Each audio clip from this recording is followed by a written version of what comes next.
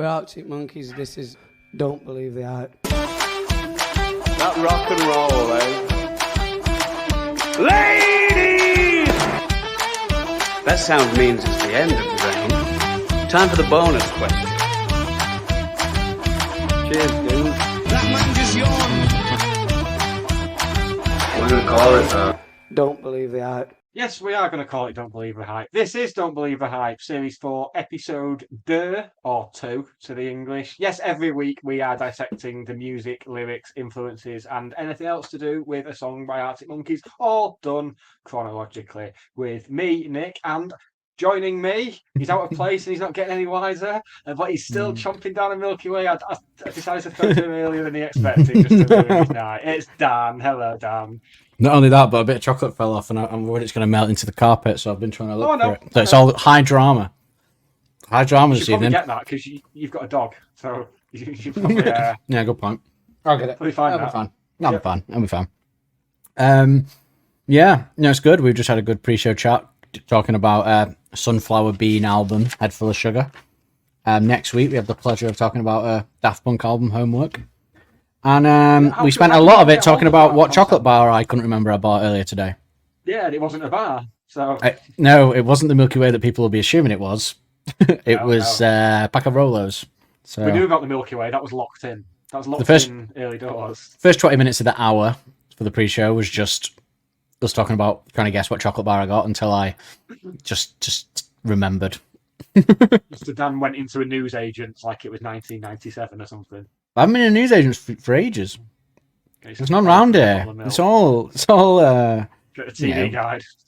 It's all mini supermarkets around here. I don't get many little independent. I say independent. It was probably like a Londis or something, but it was. It's the closest you're gonna get in this. Yeah. I don't know why it was actually, but yeah. No, I'm good. We're doing. Obviously, this is my era that I love, and tonight is Black Treacle, which is I would say an underrated gem of this album. I don't think it gets the respect that it deserves. Very early, like for the first few months of this album, this was my favourite track on it. This was very much my favourite. What, when it first came out? A long time. When it first came out, the first few months, because obviously there'd be times where I'd be listening to the album on my way to go somewhere in my headphones, and then I wouldn't get all the way through the album. So the majesty of Suck It and See, the track, didn't come to me until later.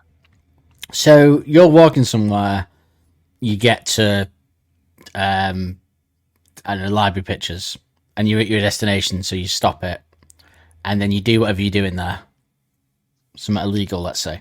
Then you leave, and instead of just pressing play and going on to All My Own Stunts, you go back to the beginning and start at track one. No. That's insane behaviour. I'd go and do something else, or I'd feel in the mood for like something by a different band, or I'd listen to a podcast or something. And then the next time I'd come back to this album, I'd go from the start again. I think people that listen to the podcast will be shocked to hear that you could find other things that you might want to listen to when there's a new Arctic Monkeys album out. Well, we'll see what happens when Spotify Wrapped happens, won't we? It's going to be an interesting Spotify Wrapped this year because there's been because of the summer lull. Last year we had the gig.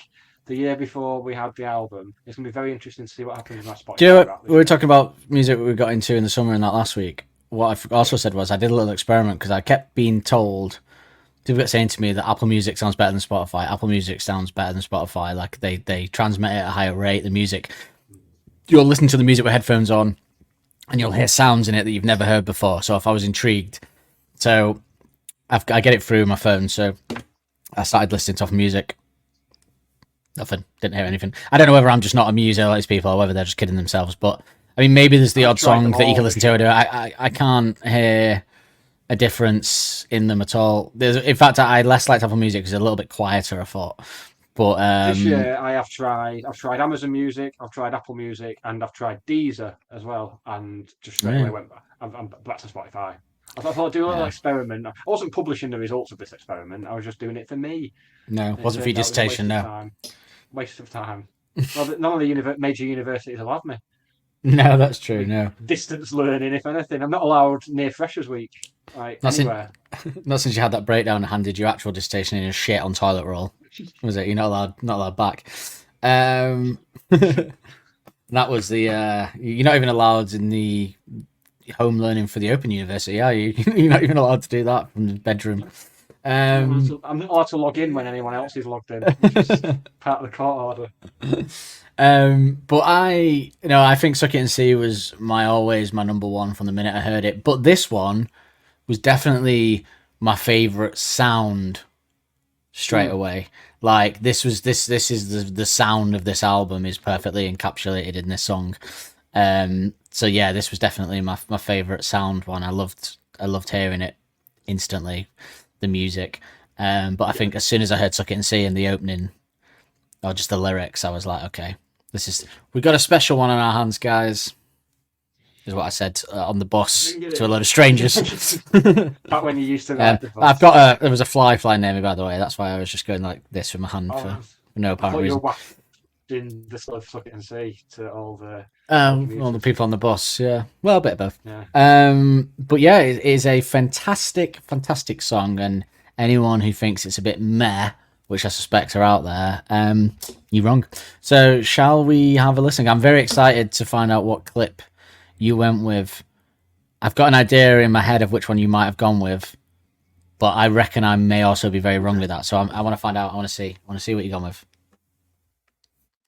Well, not only do I have this clip, but afterwards I have another shorter clip of it being played live with a focus on a particular part of the song. Oh, are we doing that afterwards, or are we doing that at another part in the show? I think we might do it straight after. I think because it doesn't really fit anywhere else in particular. But have the lyrics out ready in front of you, and you'll spot something. Okay. So yes, let's have a listen to the version. Do you think I need to? If I don't know every single lyric from this album off by heart, I thought then you would anyway. You're underestimating me there. The instrumental before you came on, so I was having a on my own. Really brilliant, really easy to go along with it. It's great. Right, let's listen to Black Treacle. Now it's getting dark and the sky looks sticky like black treacle and tar. Black treacle, somebody told the stars you're not coming out tonight. So they found a place to hide.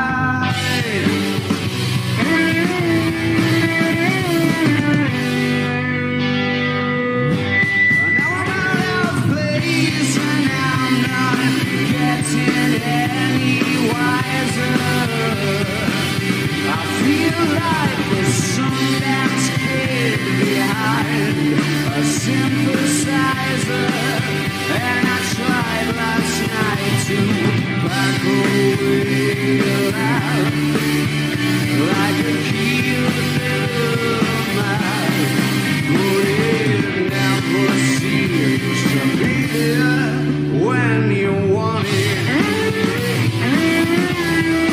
Black treacle, black treacle.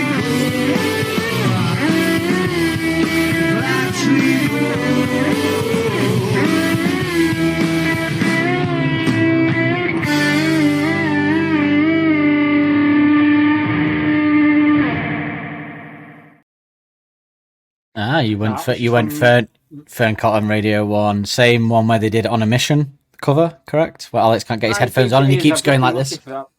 I'm fairly certain it is from there. It is. I remember from when we watched it, he's wearing the exact same outfit, and he tries to get his one for various. Which, by the way, sorry, why. You've just reminded me. I've been meaning to say this for months, maybe even a year, but now that it's come up, I can say it. When I do the research and I look up songs that have covered and sampled Bite Monkeys that we discuss, for some reason at the start of that On a Mission, they do a little like do on the guitar to lead into it, like a little guitar bit, and that is down as an official sample of a song. Like it's like a Johnny Hey Johnny Go or something like that. It's like an old rock and roll song, but that little bit, Yeah, it's for some Summertime reason, Blues by Eddie Cochran. that's down as an actual sample of it. On it, it says Arctic Monkeys sample X song on a mission cover, and I'm like, what is that really? Do you have to do that? Ringing the lawyers. I know, yeah. It's like fucking Cheek hell. of That's it. The intense. cheek of it. I picked that one. I'll tell you for why. I love the guitar sound in that, particularly when it comes to the solo. And With me. I also feel it's far enough along the Suck It and See era that we're starting to see those shoots of the AM era coming in his voice. Oh yeah, and his hair and it's his. lovely. Yeah, it's funny though that he's only confident when he is performing, because it is hilarious at the start of the cover. It cuts to him and he doesn't know where to put his headphones to speak to Fern, and he's like, and then he just stops and he just stands there like a little boy. But yeah, it's very good. Do you know which one I thought you were going to go for, perhaps? Go on. Johnny Ross. Well, But- it's funny you should say that, Daniel. Oh. Funny you should say that. So they appeared on Jonathan Ross's ITV show. It would have been very early in his ITV show as well. Those, yeah. One thing to notice from the video I'm going to play you, and that the subscribers will see if they're watching on the video version. Helder's drum kit says Miss Pig on it, because Miss Piggy was a guest on that episode when the Muppets movie was out. But obviously there was a copyright issue, so they couldn't have Miss Piggy. So they had to take some of the tape off to change it to Miss Pig. It's like she's literally there on the show. Her name has been said on the show all night. Was Why this can't when they have the- Miss Piggy on the drums? Was this when the Gervais one, or the Jason 2011 would have been that when they brought it back with Jason Fingy from Jason Segel I think it was from that one. is that one? Yeah. Gervais was the next one, wasn't it? Sorry, that's not important. The Gervais one is very funny. Yes, I enjoyed it. I enjoy any and all Muppets content. I'm a big fan of. But It's see if time you to can, see the music. It's time to hit the show. It's time to. Thanks There for we that. go. Friday night.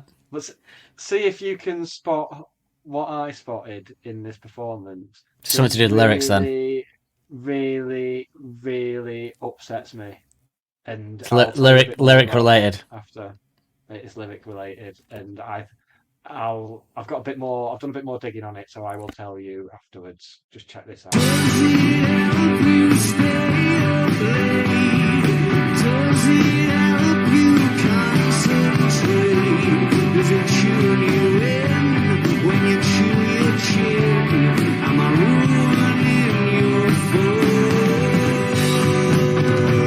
Now it's getting dark and the sky looks sticky, more like black treacle. I'm doing I that know, thing. right? You know that meme of Gary Neville where he's like looking round.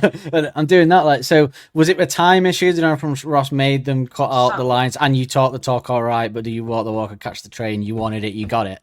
They cut that bit out. So, I'm assuming, because looking at the cuts and the edits, it doesn't look like they've performed that bit and it's been cut out after. It looks like they've actually been. Oh yeah, it's not cut. There's no way you could do a eliminated smooth an edit as that Yeah. in the middle of a song. No way. So looking at the YouTube comments for that video, a few people said, "Oh yeah, they've dropped that quite a lot. A few times that's been dropped." Now I had 6 different live versions of this song on my laptop for the clip Okay. at the top of the show. None of So them you did some doesn't research. happen in any of them. So people were basically saying, "Oh, Alex just didn't like the lyric." It's like no, because he wouldn't have put it on the album if he didn't like the lyric. Can I just say, that's a really good lyric for a start. Yeah, We'll discuss obviously, but I assume because it wasn't a mistake, because the band musically go into the next bit. There's a key change, so it isn't a mistake. Otherwise, he would just change and they wouldn't, unless they're incredibly adept at knowing what Alex is doing. we know they're good, but bloody hell. And there's no way that could be an edit in a million years, unless it's like the best fucking edit anyone's ever done ever. So I can only assume that they got told that the song needed to be Sure. but that makes no sense because it's on 10 at the end of the seconds. show, Just isn't cut 10 it? seconds from one of your many scripted chats with a bunch of Hollywood celebrities. Just cut 10 seconds from one of them. That is odd. I would love to know why Just that make is. it It can't three just be because puffs on the Alex doesn't piano like instead. it. if it didn't happen, they didn't go to the ITV with him. God, of course they didn't. No. They won't. But interesting, isn't it? They never do Graham Norton. I know they had a special thing with. I mean, yeah, twice.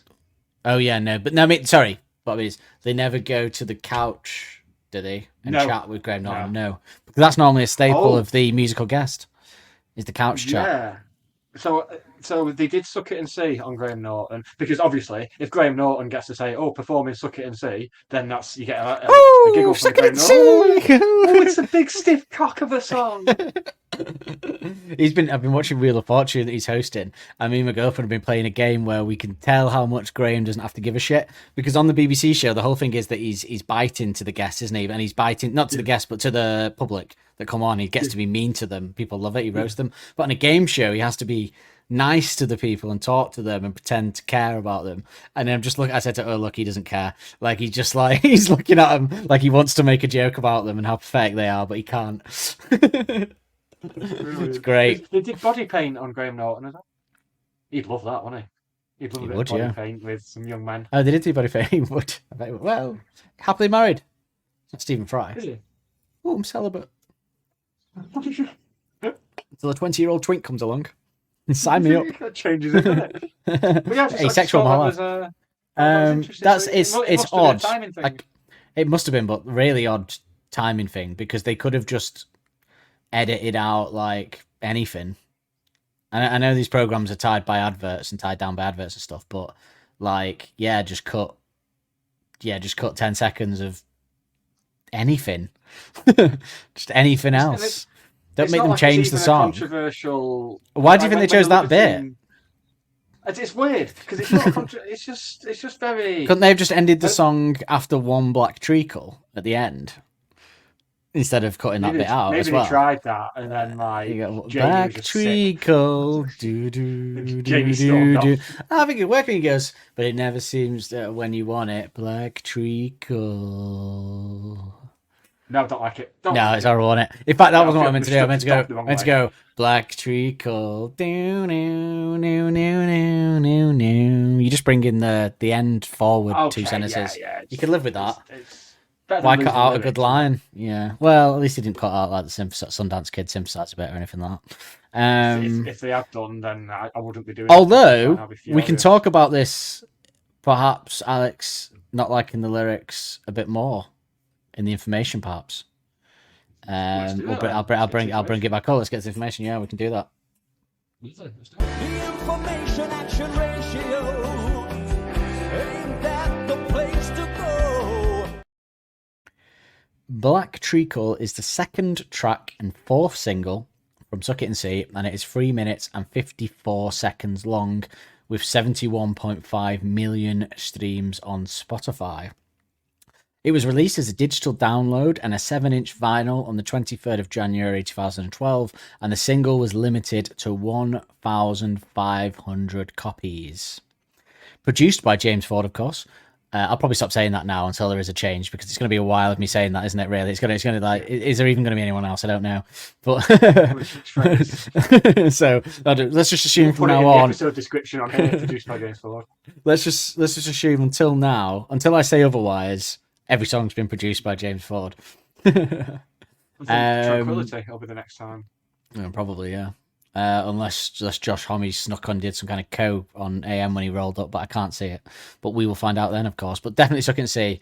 Well, let's just assume that it's James Ford the whole way through. I will check every week, and if there's a phenomenal surprise, then we'll do it. We got a surprise on our subscriber content last Shadow Puppets Gas Dance episode that those whole B-sides were produced by Craig Silvey and not James Ford. Yes. So yeah.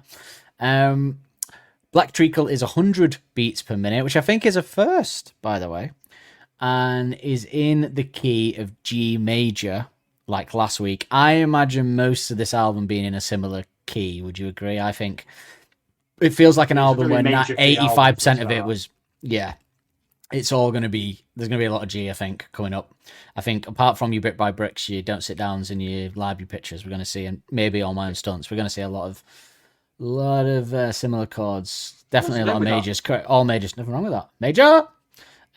Would you agree about... Oh, no. Oh no, what's this? I did this when I was drunk. Like, so full disclosure, it was champion. It's my birthday weekend, and Spurs were back in Europe for the first time in like a season or so.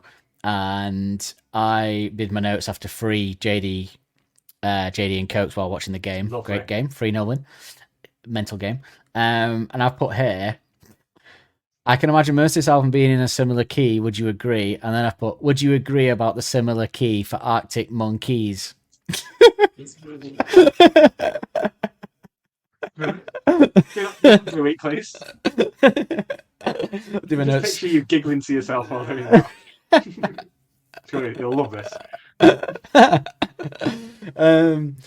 It goes on to say, okay, yeah, this was also something that I made a note of, because on the website where it says the BPM 100 BPM in the key of G, it went on to say it has high energy and is not very danceable with a time signature of 4 beats per bar. I thought it was a bit of an unnecessary dig, isn't it? That why have to put that in the information about a song? Right. Not very danceable seems like a bit of a weird like thing for this information about the song to say.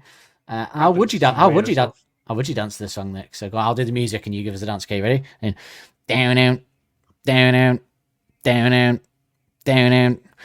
Do do do do do do do do. I'll probably do a bit of the Alex Swimming with the Economist type stuff. I think I could pull off a slow dance with a lady. You could do a sort of like, do you know when Dobby and a boyfriend are dancing in Peep Show? That's exactly that. Exactly that. That's what it could be. I am in loco parentis. Apprentice. I am the last remaining contestant on The Apprentice. Best lyric ever written. Best lyric ever written. Yeah, so there you go. The song has been played. So this is where I'm going to bring up about Alex. The song has been played a disappointingly low 48 times by the band live, obviously. Firstly, on May 6, 2011 at the Centrum Scene, Oslo. And lastly, on February 8, 2012 at Les Arenas Metz, France. A gig that also saw them perform Little Illusion Machine with the Wirral Riddler himself, Miles Kane, who also came out and did 505 because why not, eh? If he's there. Why not? If he's there. No Harley Davidson this time. So yeah, so 48 times, never made it out of the era. Possible suggestion that not even a lot for the tour, really. 48 times, is it? Well, might be actually for one tour. No, it's not, is it? Because they do like must do over 100 gigs, mustn't they, in a tour? America. Oh yeah, without a doubt. South America, UK. Yeah, so if it didn't even make the whole tour cut, then perhaps there is a suggestion that Alex. And also, when we listen to the John Kennedy, perhaps as well a suggestion that he's not that proud of the lyrics, perhaps. Which I think he's dead wrong on. I think he's ashamed of himself. I think he's very wrong. I think some of my favourite lyrics are in this song. And no samples or covers of this one, but the song was one of the last written during the London sessions before recording took place. About the lyrics, so here we go. Alex Turner told Enemy, I watched a couple of westerns when we were doing this, like Butch Cassidy and the Sundance Kid, which gets a reference in there. I also wanted to just put belly button piercings in a tune. I thought that would be good. I kind of wanted to do it for a couple... The way he speaks when I do it in a Manc accent, it sounds like Carl Pilkington talking about a song he's written, doesn't it? Like, because the way Alex speaks in his awkward cadence with my accent, he put, why? I'd not thought about them for a while and they came on my radar somehow. Belly button piercings he's talking about. And then I thought about this finger, them, and the stars being juxtaposed. So there you go, that's his thoughts on it. But UK singles chart, this got to a whopping heights of 173 in the UK singles chart. Boo, Twinkish Music. UK indie chart, 21. I mean, what in the indie chart was better than the song in 2011? Like, what was out at the same time that could possibly have been? There was not. Maybe one. I'll give a few, but there was no way there was 20 songs better than this out at the time that this was released in the indie chart. No way. Right. Indie was really dying on its arse at that point. What day was that indie chart? This was released on the 23rd of January 2012, so it would suggest it was that week. Right. Because it's normally just off the first week. I'll also tell you it was the it looks at that. Belgium Ultra Top 50 Flanders chart. It got to number 25 in the Belgium Ultra Top 50 Wallonia chart, 38. So there you go. I have the. So what date was this released again? Sorry. This was released on the 20th, no, Matt Berry, 23rd of January 2011. Right. But bear in mind, there was actually, you know what? This might have all been redundant because there was only 1,500 copies released, so maybe that hindered it getting to anywhere in the charts. To be fair, So I'm looking. they don't really care about at singles, the... do they? All the humbug ones were Oxfam singles that only had like 500 copies or something, and this one was only 1,500. I don't think they're in it to make money, are they? The Domino, like, can we not release a wider one, guys? Can we not? Franz Ferdinand haven't done an album for years. I mean, there's some stuff here that even I've not heard of. Wow. So a couple of Black Treacle at number 21 here. Mm-hmm. Ahead of it, well, below it at number 29 was a reissue of Your Friend and Mine, So Solid Cruise 21 Seconds. 21 seconds. At number 29. Noel Gallagher was at number 20 with his High Flying Wankers. He was also at number 15. Were they out in 2011? Fucking hell. Yeah, that was just when he just started. That was his first Oh yeah, I didn't mind the first one actually. To be fair, Sweet Disposition by Temper Trap. Oh, I like that. Sweet. Was it number 13? Was it number 13? Having spent 127 weeks in the chart. I wrote a song once that sounded a bit like that. Adele had 4 songs in there. Adele had 4 Fucking songs hell. in the independent chart. Midnight City by M83. Independent? She went to the Brit school. I know. What label was she? It doesn't even say what label she's on. She was on a proper label. There's no way she was on like an indie label, surely. Let's have a look. Oh, she's on Domino. Nah, I'm joking. Yeah. I mean, I got nothing against Adele. I quite like Adele, but I don't. XL Recordings it is on. Let's have a look at XL. No, so many jokes. Oh no. Right, let's move on swiftly. XL Recordings is a British independent record label. Notable artists.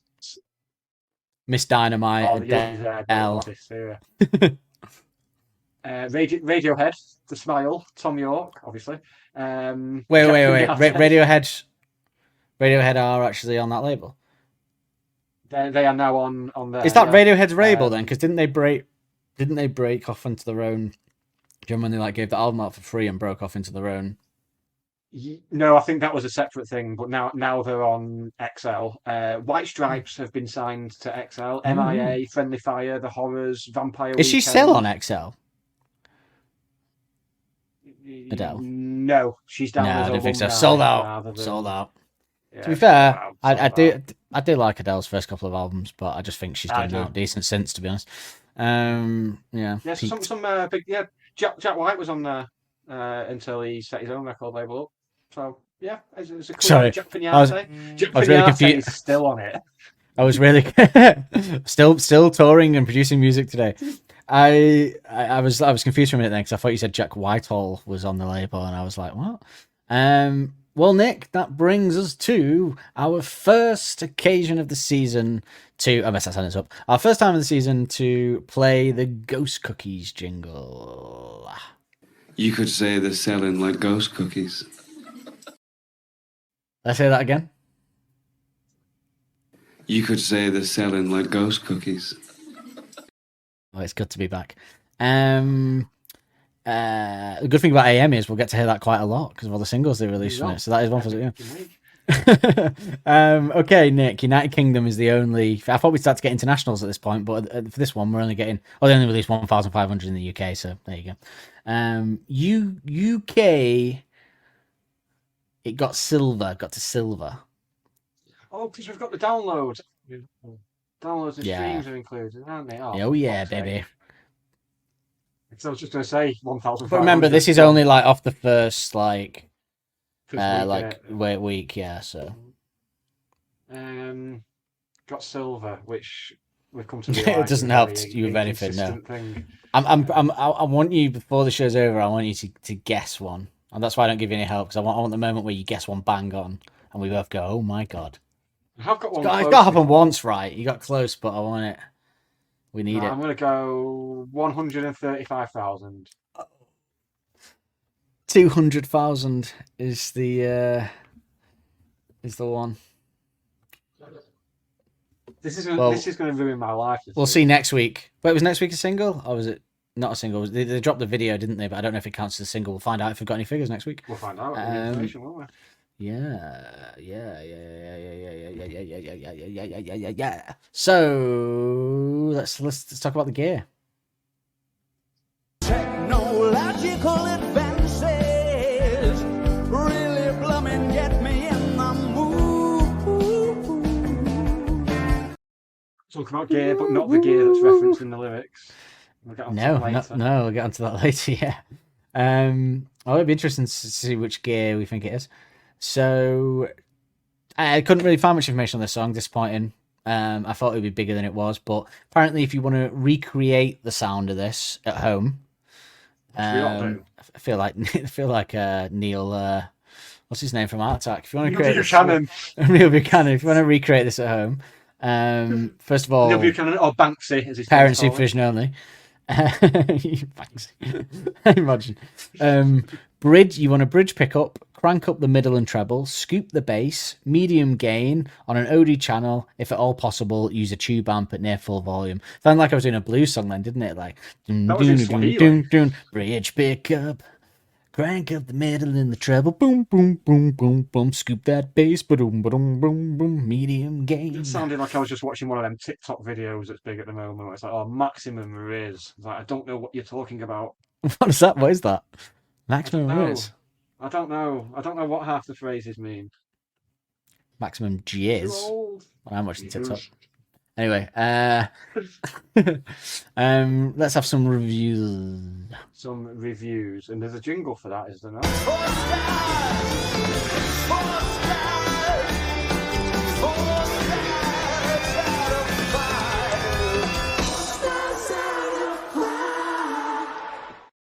Hit me with some reviews. Well, there was very sparse out there, so we've got an incredibly insightful review from none other than John Earl of the Daily Star. Oh God! Who says, "Saving the best to last, a brilliant ballad from Suck It and See finally gets to be a single." That's it. That's the review. That's it. There was nothing else. There was nothing else on the page except ads. After that, Was he paid by the word? Or... John loves Suck It and See marriage ? Question mark. It's like he'd started writing it, and then he'd gone, "Oh, I'll go for my lunch, and then I'll finish writing it. I'll leave it in my drafts." And then at lunchtime, he picked up a copy of the Daily Star and saw the tits, and just like turned into like Benny Hill, and just didn't come back to work. He was like, "Well, we'll submit that for him." Well, I mean, I don't know whether it's so old that the page was just the story's been taken off and they've just put ads on it and kept the headline there in case someone like me clicks on it, because that's all these papers do now. Is called John Earl of the Daily Star, probably already been arrested for sex crimes by now, I imagine. Is it Earl with an E on the end? EARL. Okay. Nope, can't find him. Yeah, there you go. There you go. That day. So I had to turn after that, despite, because at first I thought, oh well, Daily Star one that sounds positive. Can't wait to see what he has to say. But yeah, I shouldn't have known really.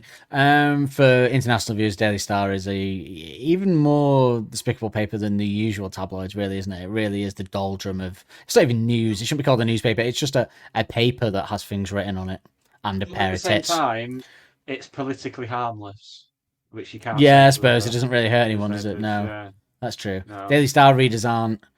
Although they're so dumbed down from reading the Daily Star that they'll just vote with what the masses are sort of saying you should vote for anyway. So that's it. Yeah, so that is dangerous. That is dangerous in its own way. They have a cryptic crossword in that. I was going to say, I hope we haven't offended any listeners, but I don't think any of our listeners are surely reading the Daily Star. But I turned to the Enemy Faithful list, and they had this at number 48, 2 above She's Thunderstorms at 50 from last week. Yeah. Would you say this song is slightly better than She's Thunderstorms? I would say it is for me. I would say musically I prefer it, definitely. And there's some cracking lyrics actually, but She's Thunderstorms was, I don't know, because actually the She's Thunderstorms instrumental was really good when I listened, wasn't it? So I think they're on a similar level. So 48-50 is probably about right. You could have it. I think it's interchangeable. You're doing it right there. Interchangeable, yeah. The close quality. They said about it, shot through with purposeful imagery, this dreamy reverie fuses flickering guitar loops and a simple chord progression. The result, a bittersweet, emotionally inflected love song dedicated to a lover and their vice. Within this warm, exuberant dreamscape of a track, the band's feather-light harmonies drift away but never get lost in the mix. Sublime. Yeah, good one, Enemy. So Nick, before we get to talking about the music, for our subscribers, we will now be doing a watch along of the music video for this of Black Treacle, and for all the rest of you non-subscribers, you'll hear an ad and then we'll be back with the music. Yeah, brilliant. Yeah. It just gives me an opportunity to say we'll be back after this short message, which I've always wanted to say. Yeah, it'd be nice if you said that and then left enough of a pause for me to be able to edit the bit where you go. That's what I was wanting to say after it. I'll do it again. We'll be back. I'll probably end up leaving all this in now, so. Yeah, of course, yeah. Well, we should do for the first one. For the non-subscribers, we'll be back after this short message. From our sponsors, which is us. We're like Man City. Well, our court case takes long. 115 podcast charges. Hey Dan, do you like listening to popular songs with questionable lyrics? You know I bloody do. And Nick, do you like drinking copious amounts of alcohol? Nah, do I ever? Actually a worry. Well, if you're the same as us, then come listen to a weekly podcast, Liquor and Lyrics, where we take apart popular music's worst songwriting whilst drinking our favourite drinks, which kind of stay in theme with the song. From Gin and Tonic to Grease Lightning. Cosmopolitans with Chaz and Dave.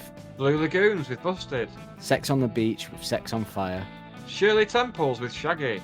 And even a shandy with Sharon. Dropping on Tuesday the 19th of September and every Tuesday after on your favourite podcast platform. So yeah, that we just watched for subscribers to that Treacle video, confirming for me, I think, what I already believe, which is this is the funnest Arctic Monkeys era, where they were in full having a laugh mode, I think. Right. And I think some of the songs on this album and the videos and stuff will reflect it. Not the first time that we will be in that world in this era, though, of that music video, the storyline. We will see Miss X, Helder's Brianna, in 2 more videos, won't we? In that one, so We will indeed. we will indeed. Okay, well, let's talk about the music then, Nick. So I already said, obviously we both love it. For me, I said it before, the sound of that opening guitar just sums up everything I love about this album. I just fell in love with that sound instantly. It just sounds like guitar when it comes on. It just sounds like it's coming through an amp. Again, like last week, sort of on a hot sunny day at a festival. It's just perfect. Like I said, I bought my Vox AC30 amp just because there were settings that could make it sound exactly like that guitar. The reverb and everything is just perfect. Yeah, I love it. I love it. I love it. I love it. To quote Natasha Bedingfield, I love it. I love it. I love it. I love it. She says "love you," doesn't she? More of a paraphrase than a quote. But yeah, paraphrase. I paraphrase Natasha Bedingfield. I paraphrase Daniel Bedingfield. After the crash. Yeah. So yeah, what about you in the music? It's fun. I echo everything you said. It's amazing. This Much like the reverb on the song. Very good. I reverb everything you've said. This just ability to get a vibe across. It's a revive. It's quite clearly, LA. It's quite clearly America in the desert. It's just Americana. Very much the same. John Steinbeck. Of the humbug sound, where the humbug. Chaucer, Shakespeare. Where the humbug sound gave you a similar feeling, but it felt more insular with the humbug sound. Yeah. It was very choosing to be cooped up in the studio. Yeah, but it wasn't an expansive album, was it? No. You can tell they've just spent time outdoors. They've just fully ingratiated themselves into the culture and everything, and it comes across so well. And some of the guitar sounds on the album as a whole, but in this song are just sumptuous is the word I'd use. There's some lovely definitely guitar sounds. No, you make a good point with the humbug is very much internal internal desert. Yeah. There's almost a LA, claustrophobia new with venture. Humbug. Yeah, claustrophobic, but also like a new thing to them. And then Suck Yeah. It and See is them being comfortable in that environment and exploring it. And then the natural progression to that is, of course, Sexy Times AM. Isn't it? They kind of combine Humbug and Suck It and See, like, sort of with the LA thing in AM, don't they? It's kind of like that. Because AM's still fun, but it's just sexy fun. Sexy Naughty fun. Probably Ooh. the best kind of fun, some might say. Yeah. Yeah, in my memoirs, sexy fun. Up the bum. No. So then everyone. So the chord changes are great as well. Great melody.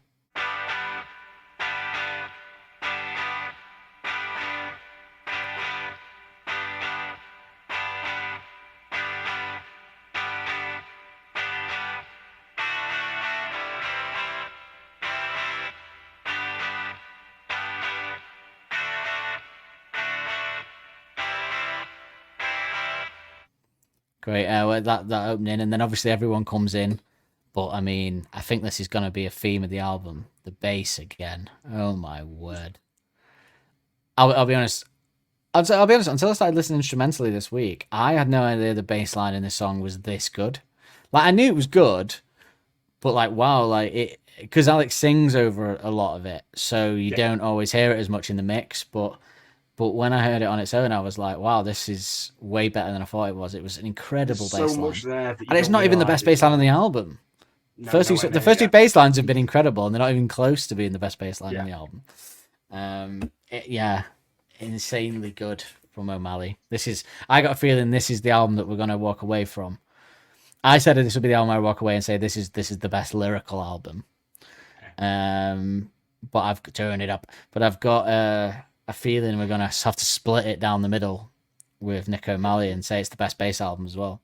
Which is funny because the only contender for best lyrical album and best bass album in the catalogue is Tranquility, which also vies for both. So that's interesting because the best both I would say Suck It and See, although AM's got great bass lines as well, obviously, but I would still say Suck It and See bass, Tranquility bass is great. Suck It and See lyrics, Tranquility lyrics, great. So it's weird that they're connecting that way. That the two best things on them are the lyrics and the bass. And I think Nick Nick didn't do the bass, did he? A lot of it. Exactly. He loses a bit of credit for that because it's Alex who's playing that. It's only live that Nick played it. See me after class. Yeah, I'm not. Yeah, that's sad. That's a shame. But yeah, the bass line in this one though, so good, so good.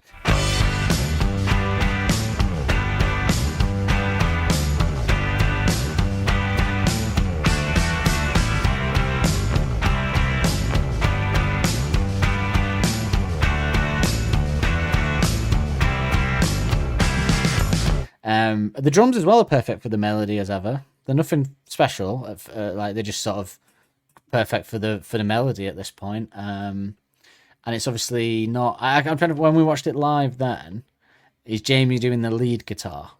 I can't remember. Yeah, so he is, because when that second guitar comes in intro, it's just it's like a sort of perfect lead moment and build up to the pause.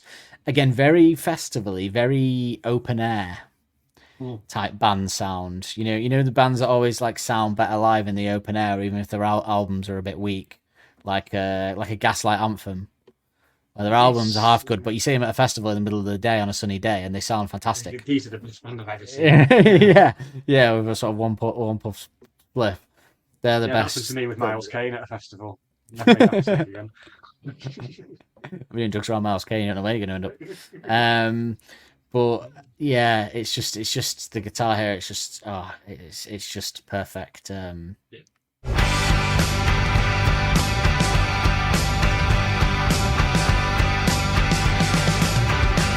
Yeah, and there's like a pause then, and an interlude segue. I don't know what you call it, but obviously in the full version, Alex sings over this pause and segue, which I think has always overshadowed how good the bass is for me in this bit, because he sort of pauses and the bass is like doom doom doom doom doom doom, like it's perfect.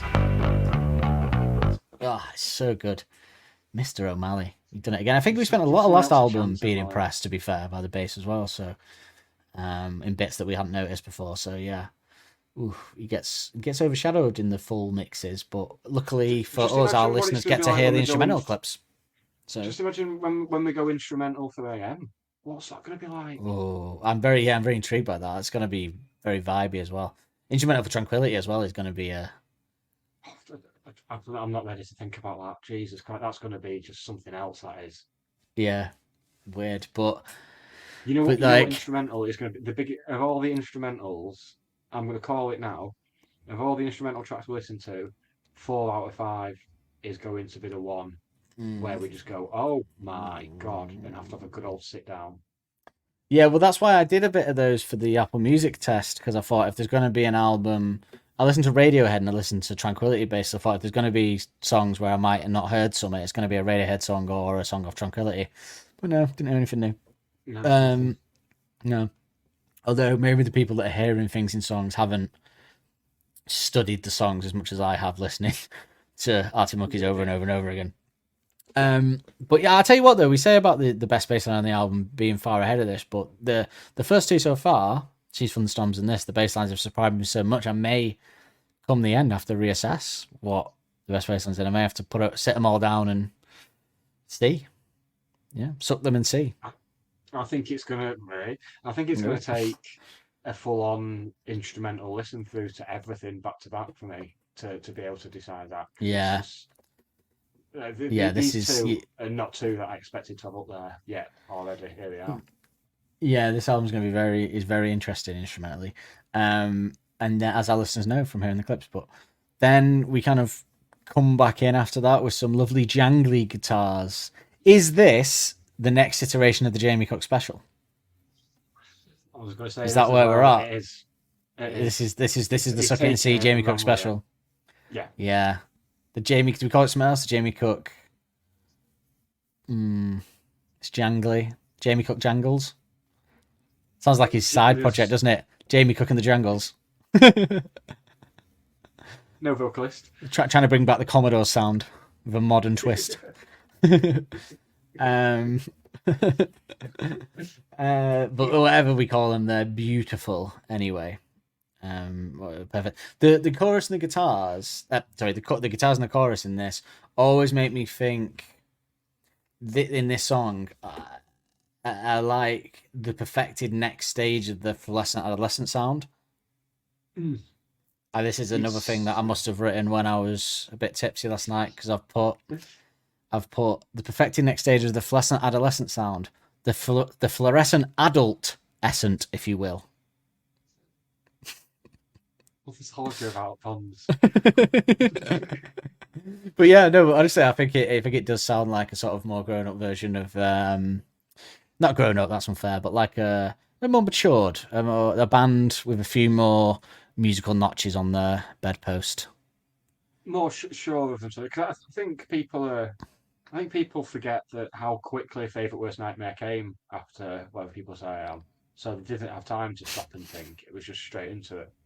Yeah. Whereas they've had time to like sit and breathe and let everything percolate at this point. Yeah, right. Sorry. It's all those again. Yeah, I said notches on the bedpost, and then you said Ah, you forget how quick they came. That was it. yeah, That's all it was. yeah, that's how it takes, isn't But it? yeah, it's like takes. Yep. Sounds perfect anyway. But I do love it. I think it's just a perfect again summary, just enjoyable.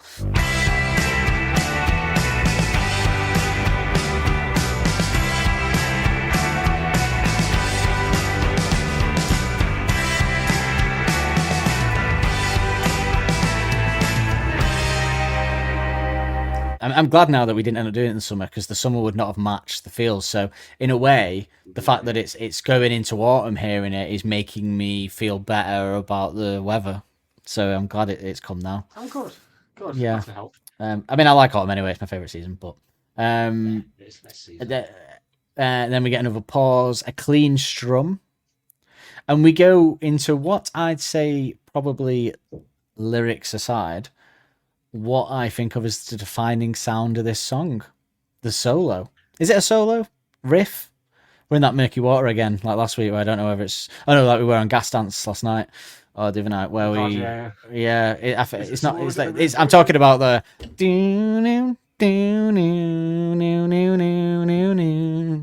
I don't think that's counts as a solo, does it? It's a riff. Is it a solo?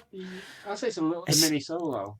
I think it's a riff solo because they do it as well on this album. They do it on this album a few times where it isn't because they repeat it. So a solo generally doesn't get repeated throughout a song. They've always done that though. It is Dance Floor a solo at the beginning, so you know what I mean. It's they kind of do that. So I guess we'll call it a solo riff.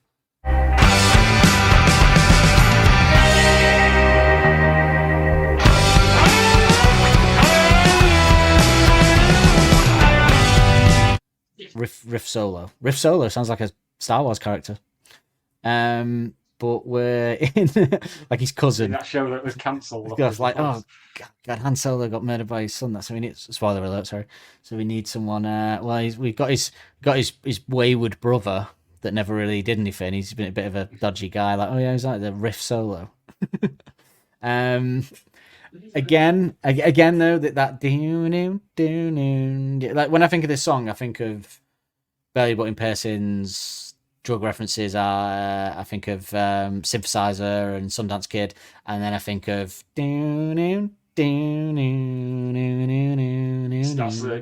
that's the defining sound. So yeah, I love it. It's so anthem-y again, open air anthem. Like, I'm jealous of like the gigs they did that we'll probably do watch alongs of.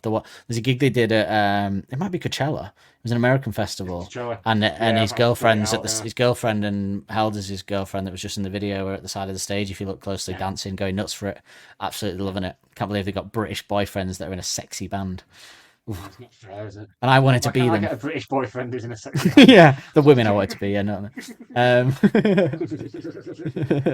And then a great bit we said about Helders has just been kind of maintaining the song at this point, but then he does a bit of Helders magic with a lovely drum roll fill after that. It does the It's not got this far without mentioning him. Like, this never normally happens. It's like the dum dum dum dum dum. Like there's drums in this type of song in that drum fill there that have no right to be as good or as creative or as inventive as they are for a song like this. It just kind of does a dum dum dum dum dum dum dum dum dum. They're just so good. I can't do them credit like that. You'll hear the clip, but bit Secret Door. The drums actually, I thought in this with that bit.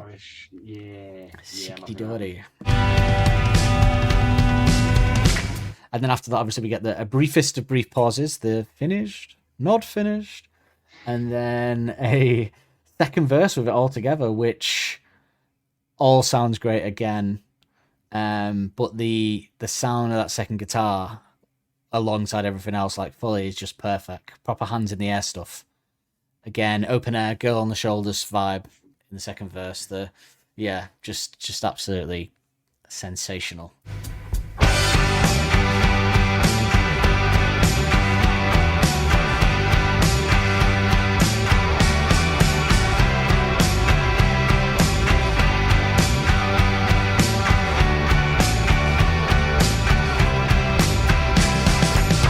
This is especially musically. This is just not how it doesn't get the credit it deserves from people or the band. Like, it's just great tune. Then we get that kind of cool drop down to the rest without the second guitar, and there's very nice little pause and guitar licks. I love that bit there. Does it it kind of goes tune down. I'm trying to think. It's got little like little guitar licks in between. The little screams, I love that bit. The way it ends as well with like a sign off before the song goes back to repeating the chorus pattern for the second. It kind of goes like at the end, but it does it there and.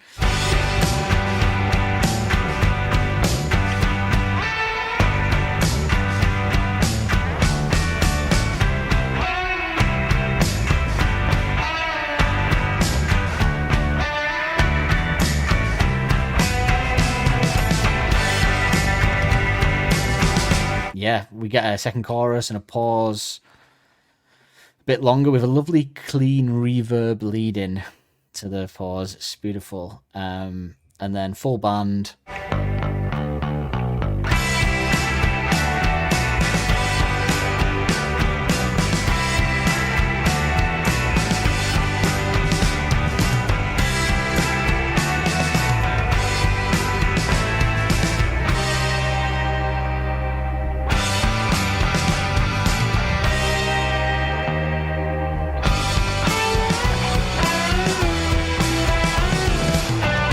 solo bit again like we've had, and then what I think is where the melody really comes together for the outro of the whole song, like with that second guitar doing that again, but a bit melancholic in the outro. I thought it goes a bit like sadder a bit. There's a bit of like a sad vibe to it, which kind of tracks with where the song lyrically goes towards the end, I guess. Yeah, there's a thing there. There's a slight sadness to it, a nice sadness, bittersweet symphony, a bittersweet symphony, you might say. Again, Fluorescent Adolescent vibes for me though on the outro. It just reminds me of like the next version of Fluorescent Adolescent. Yeah, it's definitely in there. And then speaking of Helder's, we get some lovely guitar riffs at the end, and a Helder's wig out. It's like he went, I'm serving the song and the melody, but I'm throwing some creative drum fills in throughout, but I am having my wig out for the end. I'll do whatever else we need for the song, but I'm having that. I'm having a wig out. Moment, lads. Yeah, I'm just gonna start hitting drums, and it's gonna sound great. This is where Helder's sprinkles the magic dust on this band, because like I've said it loads of times, when like a band has songs like this, other bands you can think of that have similar songs, to this album, the thing that's missing and makes them a bit basic is that they don't have this drummer doing stuff that you would never normally hear on a song like this. Like you would never normally hear that. And there's other bands that have had that, obviously, like, you know, the Smith stuff, but he just does some stuff. But even then, he's doing stuff that I've never heard before on songs like this. Like we say, the drum fill and that. Yeah, I love it. Love his work. Beautiful end as well. I think all the songs on this album have good ends. I can't think of any bad ends on it. I think through, and I think they do.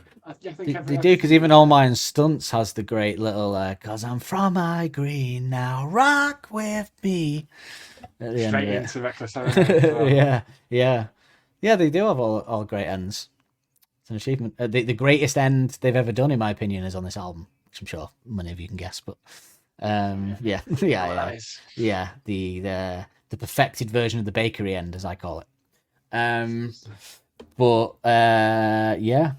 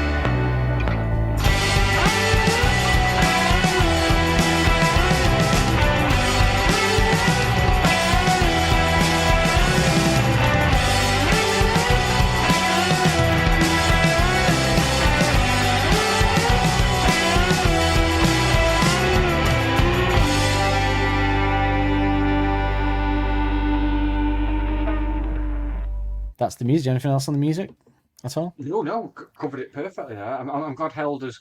As we were going through that, I was thinking, oh God, are we going to get to mention Helder's here? But then I remembered, I was like, yeah, it's coming. He always has his moments, doesn't he? He's going to be interesting to talk about throughout this album. And then AM, he does some great work, and it'll be very interesting to talk about in Tranquility, because he gets a lot. The band Alex gets a lot of stick for not letting him drum on it, obviously. But it'll be interesting to talk about that kind of drumming and how important and difficult it is. But we're not there yet. Should we listen to the covers band jingle? Yes. I'm gonna form a covers band and all. So what I referenced earlier that I find difficult with this album, I don't know if it's because I love it so much, and when I hear, like, particularly some of the songs on this, like Black Treacle and some of the more later melodic ones, they don't really like, normally when we do the cover band stuff, I can go, okay, it's kind of influenced by this, so I can imagine this band doing it. This is, for me, apart from it obviously being influenced by Pixies and Smiths and things like that, a lot of the songs, the melodic ones, just sound like them. It sounds like Arctic Monkeys' Suck It and See. It doesn't sound like anything. I don't listen to other stuff and go, oh, that sounds a bit like... Apart from actually recently, Last Dinner Party, there was a couple of guitar licks that I thought were a bit Suck It and See on that. But like, I've never heard... But anything before Arctic Monkeys, I don't go, oh, that sounds like that to me and stuff like that a lot. So I find it hard to think of people that could do it, because it's so them. to hear it and anything else is difficult. But I did think today that I think that the Killers would do a very good version of this song. I was imagining Brandon singing this, being like in his accent, like feeling when father dead, would it chew you in? When you chew your chin, and their guitarist would do this kind of guitar licks. Yeah, well, they could actually musically could easily do it. Yeah, yeah. But they don't obviously do a lot of Smithson stuff, so I can imagine them pulling off Black Treacle quite well.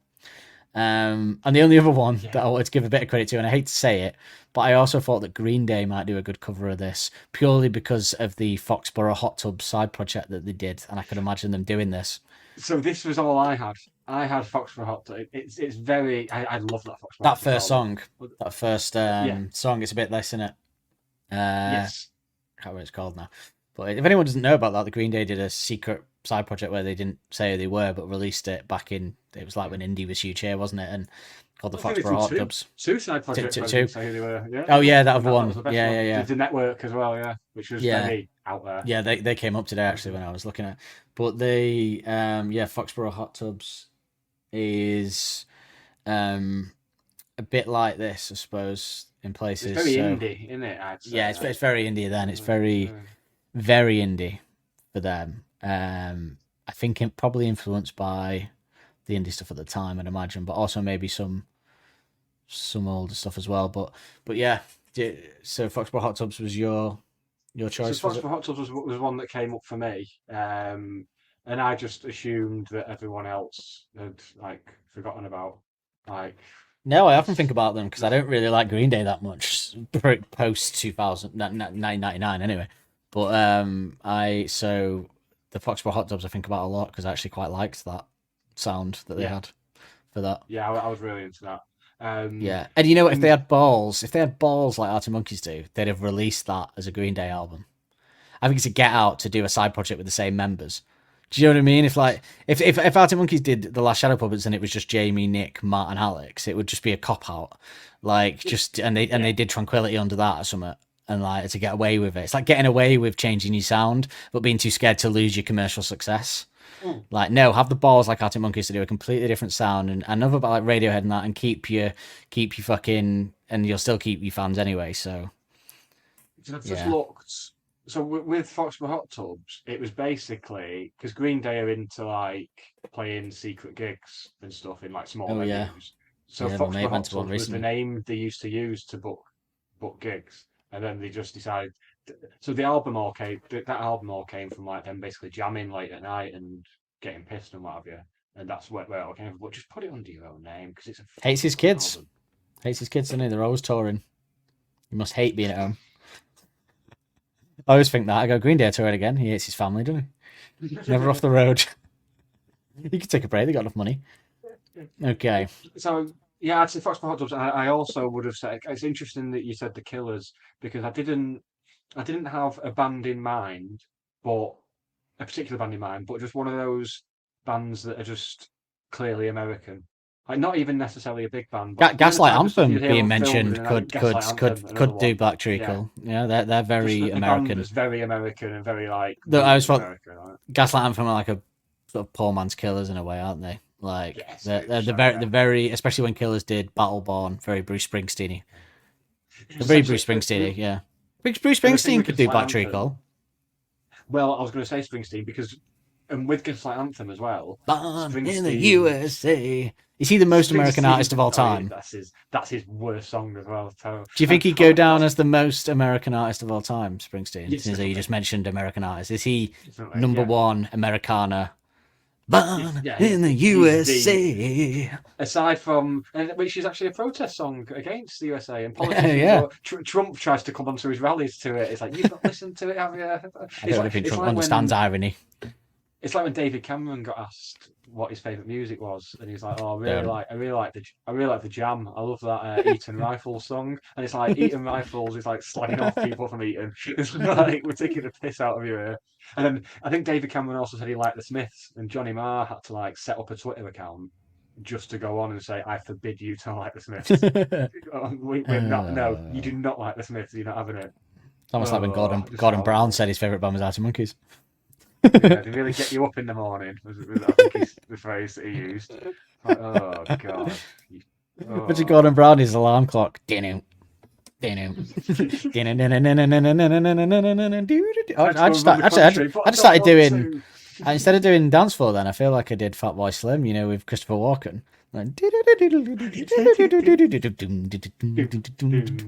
Actually, it's not a million miles away when you think about it in similarity.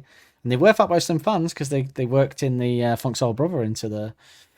You think about it, the intro to Dance Floor and that Fatboy Flintstone, Fatboy Slim song. Oh,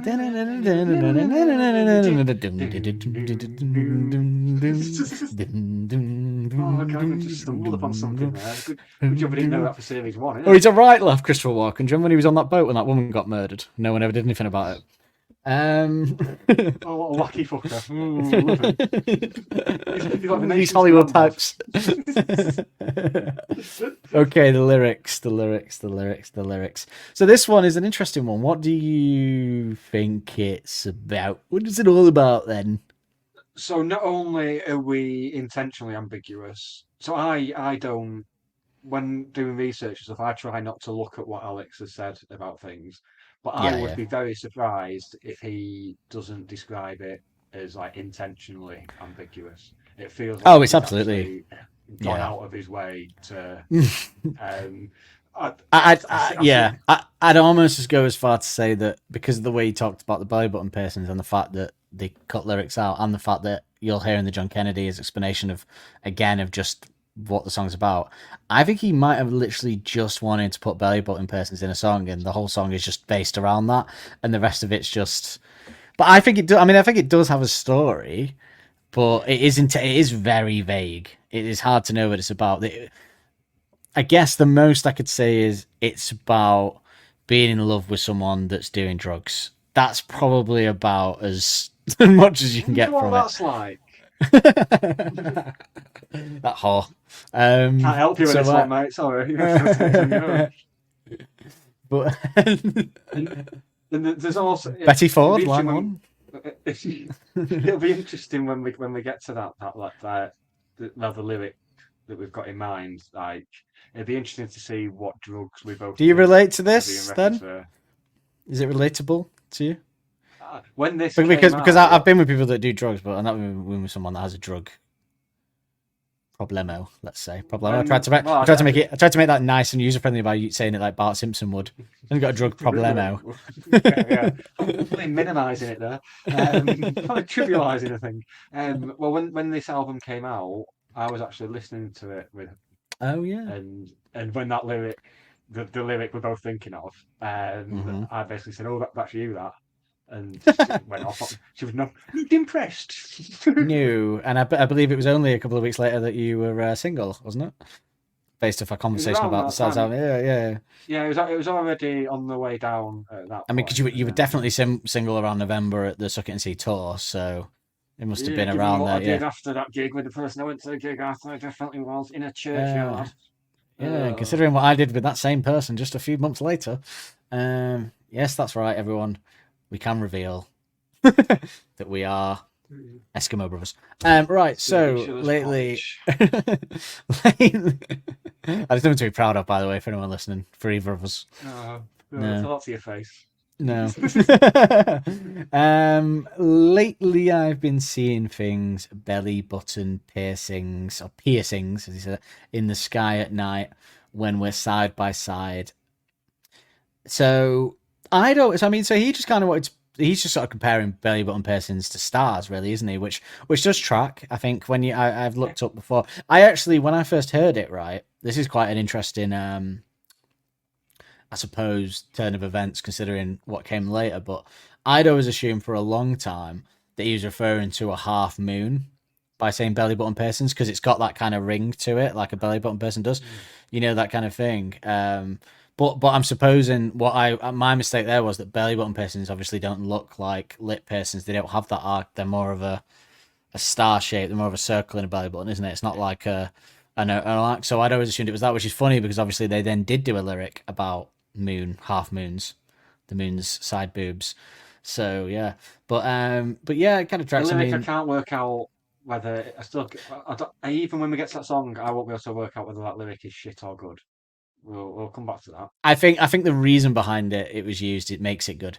But I do you think a lot of people from people I've spoken to in the past have said that he's seen belly button piercings, stars of belly button piercings because he's on drugs with the person at this point in the song?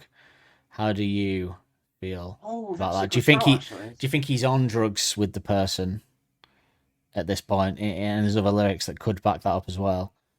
I think so, because that tends to be how these things work a lot of the time. One person takes it too far. That tends to be. I guess so. My only one against that would be is the next line is then I don't mean to raid on anybody's cabaret, which by the way is a great version of I don't want to raid on somebody's parade. That I now is the only way I'll say I don't want to raid on your cabaret. One of those games you're going to lose, but you want to play it just in case, would suggest that he's not doing the drugs.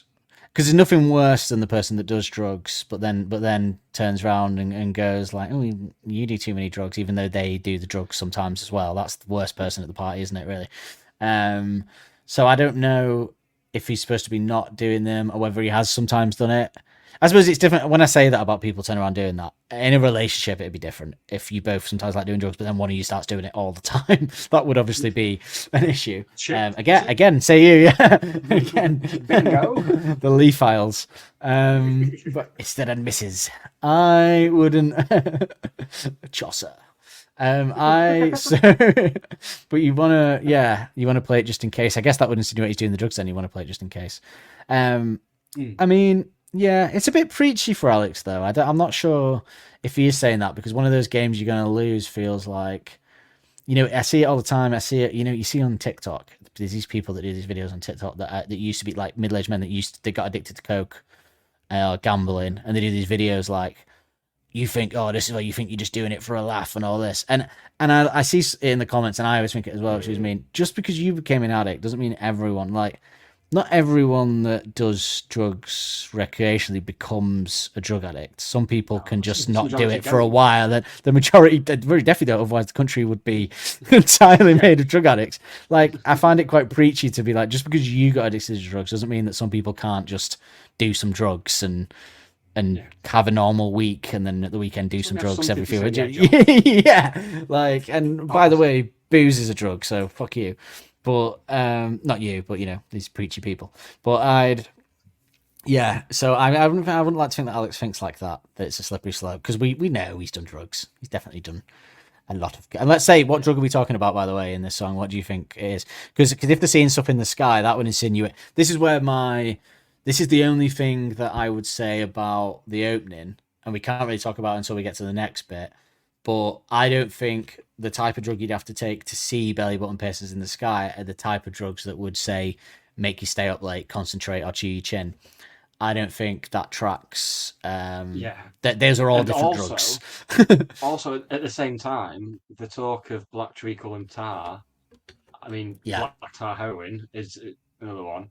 But just going back to that last lyric of the first verse, one of those games you're going to lose, but you want to play it just in case. That could also refer to the relationship in general. Yes. Rather than just be a drug reference, or it could just be a collection of thoughts that he's. I never thought about it like that, like heroin. I mean, I guess it could, if he might be just reflecting on one situation and putting in different drugs in there. It could just be like that. It doesn't necessarily have to be entirely about one thing, I guess, does it? But yeah. Because now it's getting dark and the sky looks sticky. More like, I mean, I heard at the time, because I mean, this in lockdown, I was doing a lot of reading about people's thoughts on Arctic Monkeys lyrics, because there's you had to fill your days, and I remember a lot of people thinking it was about weed, which never really made sense to me with staying up late, concentrating, and chewing your chin. Nobody, that's not weed, is it? And also, nobody gets really trippy on weed unless you do it. The only time I've ever tripped on weed is when I've had a lot of it in a brownie, I would say, is when I've not tripped like a trip, but things have gotten a bit, things have gotten a bit spacey, things have gotten a bit, not even that, just like the world seems a bit different. I'm not tripping, but the world seems a bit different, is what I'd say. Famously, I took one during the World Cup of the Euros in 2000 and 2010 World Cup. It was, wasn't it? 2010, and I took we put like a whole bag of weed in like one batch of brownies, and I ate like 3 of them. And I remember watching the game on the TV through a tunnel. I was like watching it was about 2 feet away from me in the room, but I was like watching it down a tunnel, and then I drove home foolishly from that house, and I remember distinctly watching myself drive the car from the passenger seat. And the next day I thought, shouldn't do that again. But I wasn't, before anyone goes, I was young and an idiot, I wouldn't do that now. And it wasn't very far. It was a friend that I used to get staying with, that you know as well, that we used to work with, and the distance from his house to my mum's house was about 2 minutes. It only takes 2 minutes to take a lifetime. I know. Believe me, I know. It only takes a minute, girl. So Take a life. Damn, I'll just take that. It wouldn't be girl though, would it? Actually, that doesn't work. No, specifically boy. Yeah, very specifically. And dark and sticky. So now it's getting dark and sticky. It's getting more like black treacle than tar. I guess does he just mean normally the sky looks like tar, but in this situation, I mean, he must be on drugs then. I guess in this situation, it looks, unless he's writing it from her point of view. But I guess, is it normally saying the sky looks like tar, but when you're on the drug, it looks sticky and more like black treacle than tar? Do you think he's talking about the sky or the drug? Because he says the sky looks sticky. Yeah, treacle is more welcoming as well, isn't it? When you think about it, like a little bit of treacle. Halloween, go have a bit of treacle toffee on bonfire night. Oh yeah. What's the brand? What's that heroin? No. Lions. Lyle's. Lyle's. Oh my god. Something's just come together for me. Okay, come on. Lyle's. Is it about your marriage or the song? Okay, go on. The song. Lyle's, who do the treacle and the golden syrup and all that. I didn't realise until recently that their logo is a dead lion. Yep. And there was a dead lion in the video for this. That Yeah, seemed very out of place, good. much like the Sundance Kid behind the synthesizer. And they're a Yorkshire brand, right? Definitely. Is that why they're this a York? Oh, this could be one of your little Yorkshire reference things, if it is. It is, yeah. Let's have a look at Lyle's.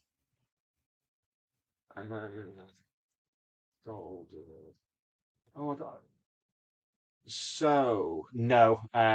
So it used to be Tate and Lyle. But they are not. No, they were Liverpool and then East London, headquarters in London. So no, it's not a Yorkshire reference. Are you a fan? You a fan of Treacle? Yes. Black Treacle. I can't think of how many times I've had it. Is that what's on the Stiffy Tucky pudding? No, that's not treacle. It's toffee, innit? What I'm talking about. Oh, is it golden syrup? Yeah, right, golden syrup on it. Yeah. The only time I have Yeah, what was treacle, this? really, Treacle is apples. That toffee. was. Yeah. No, actually, I don't like. Apples. I don't like treacle toffee. Actually, I think it's. Is that the one that's a bit? Is that one of the ones you have on bonfire night? It's bonfire night, yeah. Yeah, I don't like it actually. No, I used to like a toffee apple when I was a kid, but I despise bonfire night, and I always have as a kid. So I'm a bit of a homebody and walking around in the cold, looking at some lights going off in the sky. Never really one for the masses, I think. And you're a dog owner as well, so. Yes, that's more of an adult. I didn't like it as a kid, but as an adult, I think it's a bit tight because I don't really think adults need to be doing it either. Like, why do you need to be setting off fireworks? Really? No. You always hear some random ones, like just randomly. I heard some last night randomly. I'm like, I wonder what they're celebrating. I wonder what that's for. Who's that for? What celebration is called for us to fire some shit into the air and go, ooh. Yeah, like again, I noticed there was a lot going off tonight that United unexpectedly won the FA Cup, and I was like, oh, God. Jesus, hopefully some of them will blow up on the ground. Standards have fallen. Yeah. Used to be a treble, now it's FA Cup. Get the fireworks out. So League Cup last year, so at least it improved slightly on that. But yeah, so what are we saying? Sky or drug reference, or both, I suppose. He does actually specifically say it's the sky, to be fair. Metaphorically, you could see the sky as like the future in this relationship as well. Oh, it So looks it look- sticky. so it looks sticky. Ooh. I think Yeah, you're. and then I think you're superseding me at this because you bring in your. You've got first-hand experience of this exact situation, which is quite rare because this is quite a very specific situation that he's thinking about, isn't it? So, although we're saying he's being quite obscure, like hard to pin down with the lyrics and vague, but obviously it's speaking to people that have had this experience. But then at the same time, there's still You're not two the or only three one, obviously. possibilities for each. You're not each the lyric, only so- one, the only.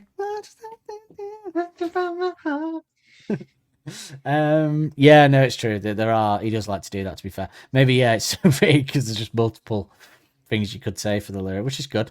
I've always assumed it was the sky, and there was some times when I thought, oh, is he tripping? But then the drug thing doesn't track with the tripping because I don't think either. I've never taken a hallucinogenic, but if you do, I don't imagine you stay up late, you concentrate, or you chew your chin. I think all those things are what you don't do. I think you go into your own world, you lose concentration on everything of reality, and you definitely don't chew your chin. I don't think so.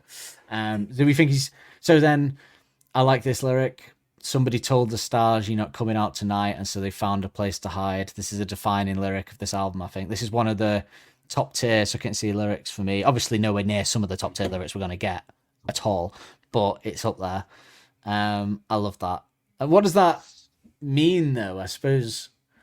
So again, though, if the sky's sticky and dark like Black Treacle, there's no stars out. It's completely dark and sticky, which is like kind of a weird because we don't really get to see stars much anyway, do we? You have to kind of go to places where there's not. We live in like cities and shit. To So Tranquility for the first time. so I guess it's hard to say, but I suppose so. The sky's gone dark. I've always thought that meant that because she has a drug problem, she's not going to be able to be out because she's not herself, and that's disappointed the universe because she's a light of life. Before the drugs, she was a beautiful person to be around. So now the universe is sad and the stars aren't coming out because you're not coming out, which is nice. You could like that lyric, or you could go for Gary Barlow and just be like, "You lied, my life." Or each to your own, I guess. Who's the better lyricist? Different lyrics for different needs. Yes. I'm not saying it tallies with intelligence, but you're not coming out tonight to find a place to hide. Yeah, it's a lovely lyric. That I like the metaphor of it. It's one of his great image place when he places an image in your mind. It's one of those ones. So I never really considered that as. I mean, I knew all the lyrics were good and stuff like that, but that's never one that had jumped out to me until tonight. yeah. I've always loved it. It's just that because it kind of goes if you piece it with the previous paragraph, it's like the sky's gone dark and sticky, more like Black Treacle than tar. Somebody told the stars you're not coming out, so the sky's literally gone black because you're, which is a clever way of saying I've heard that in similar ideas that because you're gone, like say it's someone whose wife's left them or something or died or something. In the song is like.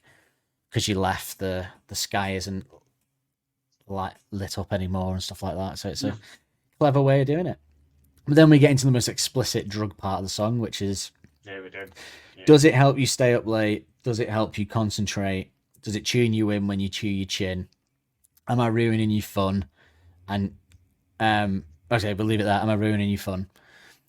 So, I mean. So I was always conflicted because I didn't know if the start was trippy, so it's trippy. There was people that thought it was marijuana and they said it was marijuana because of the stickiness. By the way, that was their explanation. Okay, so that kind of tracks us a little bit, but I think he does say the sky looks sticky though, because there was a part of me sometimes that kind of felt like the sky was just a metaphor for the happiness being with her. So he's like sometimes I see belly button piercings in the sky at night when we're side by side because he's talking about her belly button and it's almost like they're under the stars or something. Even if they're not really. So you could say that the sticky could still be drugs, but stay up late, no trippy drugs, like I say. So really cocaine is the only drug I can think of where you would stay up late. Even MDMA is like an MDMA, chew your chin. I think concentrate. Stay up late tracks for coke, obviously. Chewing your chin tracks for MDMA and coke. Concentrate. Not really track for either. I mean, I suppose you do concentrate if you're on coke to a conversation with someone. You're really invested in the conversation. Your mind tends to be going about 10 million miles a second though, with waiting for you're going to say. Yeah, you don't even listen to them. You just go, "What am I going to say? When can I speak? When can I speak? When can I speak?" So yeah, so I guess the concentrate not necessarily, but in a way, I can see how that could work. So I don't know. What do you think? I think probably coke is where I lean, but I don't know, because no one has a weed problem. No one has a hallucinogenics problem. You don't go, "Oh, he does hallucinogenics every day. He's nuts." Nobody has that, do they? I suppose heroin, you said, but heroin doesn't make you stay up late, cheat and concentrate. You just fucking I don't have any in at the moment. Heroin. You'll have the best sleep of your life. That's the problem. Yeah, it might be permanent if you're not careful. I think there's something to be said for the theory that possibly he's just talking about drugs in general. And it's almost like naming different ones. Yeah, because it did actually also make me think of, like, the American drugs that we don't get here, like Ritalin and stuff like that. Because obviously that people take it to concentrate and get like college work and shit done, don't they? And essays and that, like, really stay up late. You probably cheat in on that, I would imagine. I used to have a friend that, like, if you're in a bar with him and he'd done some coke, he couldn't not talk like this it's what I used the to whole time, and then he knew, so he'd talk to you like this the whole night. That's what footballers are doing when footballers are always just straight off the pitch and then talking as a You'd be surprised. Stay humble. But so yeah, maybe multiple drugs, maybe non-specific drugs there, just someone with drugs, maybe someone that does a lot of different drugs. And then he says, "Yeah, I'm ruining your fun," so obviously he's worried about that. But then we get to the point where, that he cut out of the Jennifer Ross performance, you talk the talk all right, but do you walk the walk or catch the train? You wanted it, you got it. No, sorry, I'll just end there. I love that lyric. It's a great, because I think what he's saying is it's somebody who says like, "Oh no, I'm gonna stop," but they don't mean it. And what he's saying is like, "Oh, you talk the talk," which is obviously a phrase. You talk the talk, but you don't walk the walk. But he changes it in a very Alex way by saying, "Do you walk the walk or do you catch the train?" Which is just a great way to put it. Basically, do you talk the talk, do you walk the walk, or do you just take the easy route and get the train? Which you could also say could be another heroin reference though, with the train tunnel, bloodstream, train spotting, yeah. So maybe it is heroin. Maybe you're right. I don't know what being on heroin's like. I mean, I don't think heroin users are renowned for staying up late and concentrating though. I think they're renowned for passing out on a couch for 18 hours, waking up, being sick, and then trying to find more heroin. I think is what they're generally renowned for. He likes cheese now, leave him alone. That'll kill him first, the cheese. So I hope so. So yeah, I love that lyric. I think it's great. But yeah, it could be a heroin reference, that train, actually, now I think about it. I hadn't thought about that before, but please message us. That's very Ron very what's his name? Ron Ron Howard, that wasn't it? Please tell your friends about this show. So heroin is just looking on Google now. Heroin is referred to as catching the H train. Oh. So do you walk the walk or catch the train? Is like, do you actually put the work in, or are you just getting off your tits as a way around it? As a way around actually having to do anything, like. Yeah. Well, I always took it as the person that was saying when they're sober they're going to get off the drugs, so they talk the talk. We're going to get off the drugs, get off the drugs, but do you actually do it, or do you catch the train? Yeah, and train spotting obviously, is looking for the vein, isn't it? So maybe it is heroin. Maybe there is something in that. I imagine you do trip a bit on heroin, but you also I just don't. But like you say, you could be talking about different drugs. So on there, although heroin users known for doing a variety of drugs, like they do other drugs as well. Imagine that. Imagine having a night where you drank, smoked a spliff, did a line of coke, and took some heroin. I think they if you call look at, that like speedball death. probably great band name. Probably the most It's a great famous like band name. heroin addicts of our era, probably Winehouse and Doherty. And Yeah. they were very much on. It was crack, weed. One and caught the heroin. train, one did get out. Did Yeah. stay on the station, didn't they? Amazingly, somehow. And still Somehow, get yeah. slagged off for, oh, he's fat. Oh, God. Oh, no. What a bastard. He should have died. We were all expecting him to die.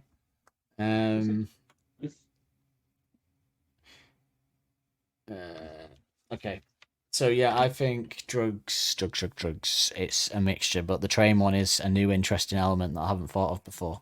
Yeah. So, Yeah. then it's you wanted it, you got it, which again could be a drug thing. Do you think that's why it was taken out of the Jonathan Ross show then? Because they've said you can't have that. It's a drug reference. Surely not. Sorry, is this Jonathan Ross who like bullied? Not Jonathan Ross, but on ITV. radio? ITV, the producers, the people that Yeah, run the But adverts. no, like, oh, we've just given a multi-million-pound long-term contract to a man who bullied a beloved elderly pensioner. And I don't care I about think that. you need elderly before pensioner, do you? National is that- Treasure just did a bad Spanish accent in a sitcom. It's offensive, if anything. I didn't say National Treasure, did I? No, but you from their point of view, it's like, how dare yeah. you do that to Andrew Sachs? Yeah. Yeah. And then he got the Um, role in Coronation Street off the back of it, so he won. yeah, he wouldn't have definitely had any career if it wasn't for that, was it? No chance. No Most chance. people go, Andrew Sachs, who was that? Just imagine all the stuff he auditioned for, and like, oh, so what's your previous experience? Like, oh, I was Manuel in Fawlty Towers. Like, we'll call you. Like, Yeah. Every single role.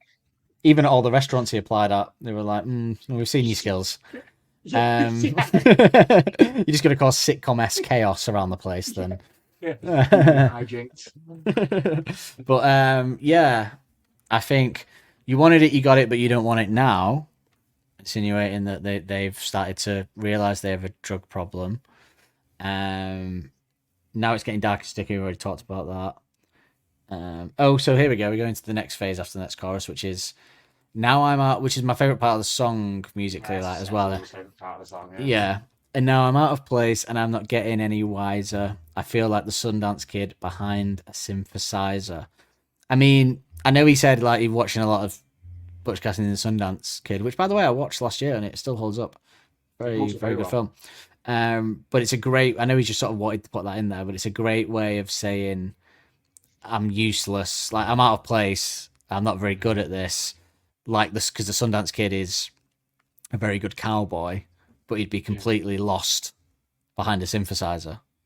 What a great way of saying it. 2 levels of being lost, because he feels like the Sundance Kid, but there's no mention of Butch Cassidy being there. So the Sundance Kid is True. already a sidekick on his own.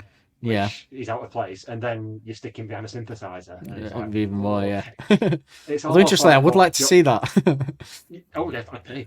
It's almost like what John Cooper Clarke said about, when they were worried about the band name, and then they met John Cooper Clarke, like, oh, we're Arctic Monkeys. Like, oh, I love it, because this monkey's like, what am I doing here? Yeah, yeah. Just always Existential reminds me of that. crisis. Yeah. I think Jamie just wrote it on the back of a school book. I don't think there was any thought like that, was there? You get all the time, though, don't you? Like people read it and somewhere into it, and then it didn't mean anything. Like the Bible. Got their name from Oasis got their name from a leisure centre that was on an Inspire What Carpets poster. You know what I mean? And people are trying to read things into stuff. It's just like, Yeah.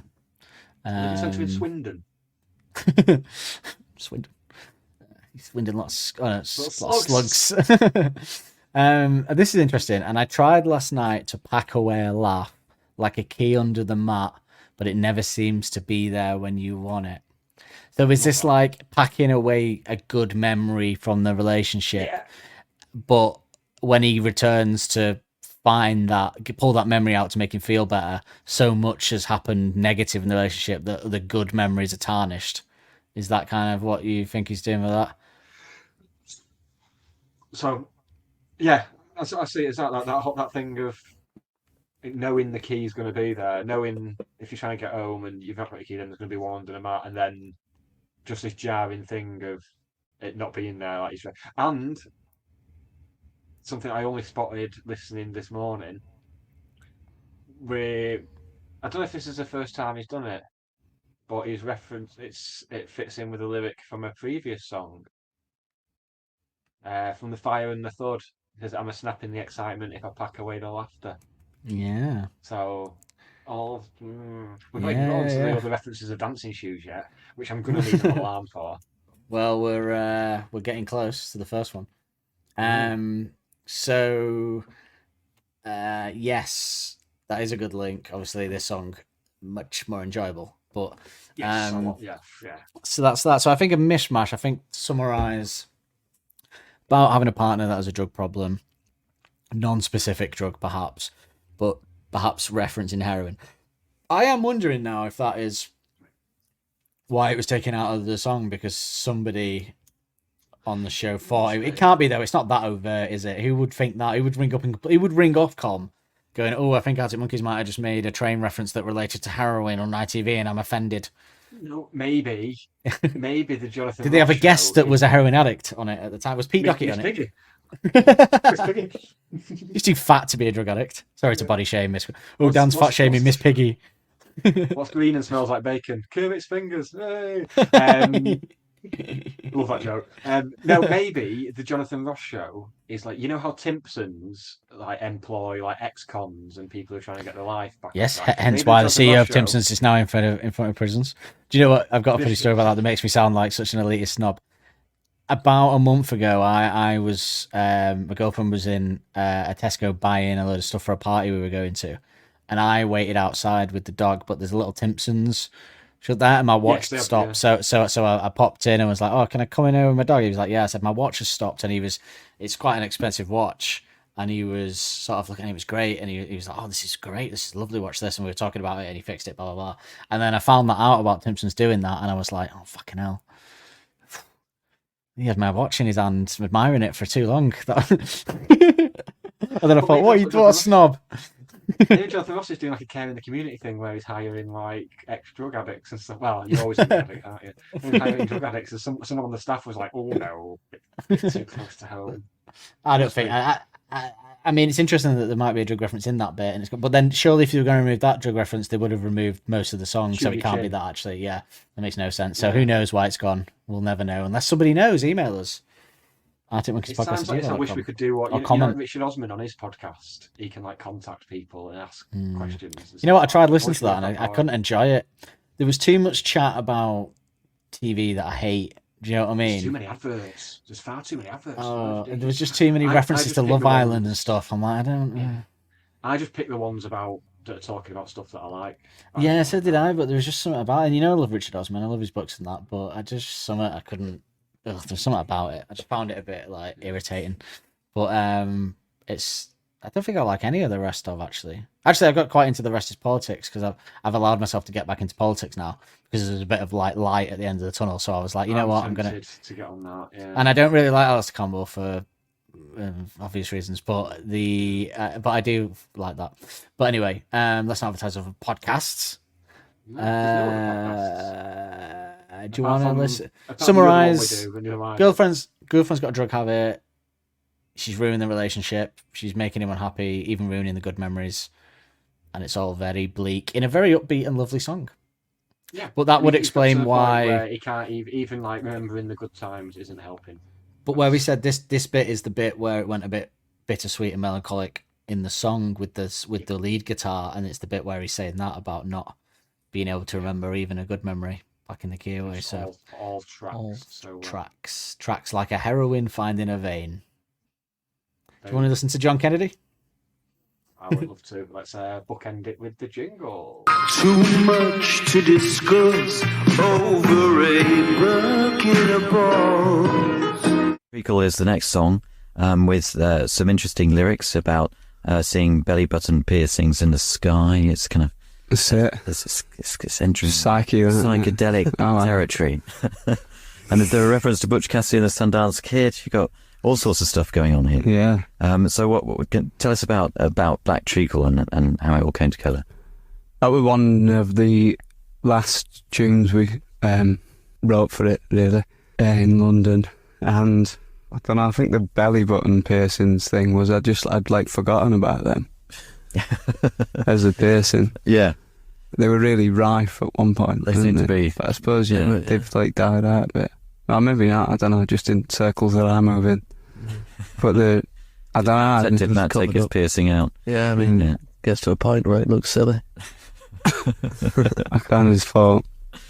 Excellent. No, there's lots of those nice touches throughout the record where you bring. Sometimes they look a bit like stars. And it's never there when you want it. Black Treacle. It's never there, is it? Whether you want it or not. Excellent. And again, Joey Santiago, is he a guitar inspiration? I suppose so, yeah. I mean, that's, like bendy, snaky business. I was thinking, did he ever make a solo? He should have made some solo records, shouldn't he? Joey Santiago. I don't know if did he do something? I don't know. He hasn't done that much. He should put his finger out, wouldn't it? Yeah, that's I think you try and do like the sort of like anti-solo, I suppose, as much as you can. Yeah, and I don't know what that is, but just when you get it, you sort of try and, I don't know, to play the note that you want to play, but in somewhere where you don't want to play it or something. I don't know. But do you work these things out beforehand? I mean, the solos, or are they pretty spur of the moment? You kind of have a place for it, and it kind of just takes off. No, it takes me a while to figure it out. Yeah, it takes forever. Usually, everyone will go away and come back. So, I don't know. It does take me a minute to get that together. Yeah, it's worth the wait. I'm certainly attention to detail. We can hear one now. This is. Too much to discuss over a bucket of balls. I'm assuming you'd have looked it up anyway, but do you know who Joey Santiago is? No, I meant to, and then I sent this to you, and I went off doing something. But I feel like I really do know who the name is, but I can't. He's the lead guitarist in Pixies. So. Oh, of course, yeah. So it's all come round. All come round. Yeah. Proved right. He should have done some solo stuff, actually, shouldn't he? He should have, but I think he's been in and out of rehab and shit. So. Much like the song, it all comes together in another way as well. So points from that is, I wrote Joey Santiago, so could you write up? Alex, quite vague again about what the song's about, which makes me suspect he just wanted to get some lyrics in, and he's got a bit of a story, but not loads. So, also Black Treacle, never there when you want it. We didn't think of it as an actual, just straightforward line of him also saying that Black Treacle is hard to find. Which, by the way, for this album, another confectionery reference, of which there are a few on this album. It's a confectionery heavy album, isn't it? This one, in terms of references. I mean, their albums always have confectionery references, but this particular one is kind of referencing very specific British confectionaries that not a lot of people internationally would know, like Dandelion and Burdock, Black Treacle, post-mixed lemonade, I guess, very specific. Yeah, that's a very British thing. Yeah. So another one there. And maybe Black Treacle, never know anyone. I mean, I don't think Black Treacle is that hard to track down, is it? But then I've never tried to buy it. Is it in every supermarket? I don't know. Is it on the baking aisle of every supermarket? I don't know. Yeah. Yeah, if I just went to the jam bit or something, is it there? Yeah, is it there? Yeah, good. So maybe on the baking aisle. So. Maybe he means in America he can't get Black Treacle when he wants it. Yeah, in America it'll be on that very small British section that has loads of stuff that's not actually British. Yeah. Which is probably what like Asian people say when they go to the Asian sections in our supermarkets as well. Yes. You go to the Mexican section and it's just all like Discovery product and jar of jalapenos. And what's that? What's the make? What's the Old El Paso? Old El Paso, yeah. The Jamaican people go to the island. It's just Uncle Ben's. So yeah. Also interesting what we were saying about the solo, because we were wondering, is it a solo? Is it not a solo? And he said it's an anti-solo. You always try to get the anti-solo, so maybe that's why we can never tell. They create riffs / solos. To be used in anti-solo. We know now anti-solo. That's riff and hand solos. Mum's sister.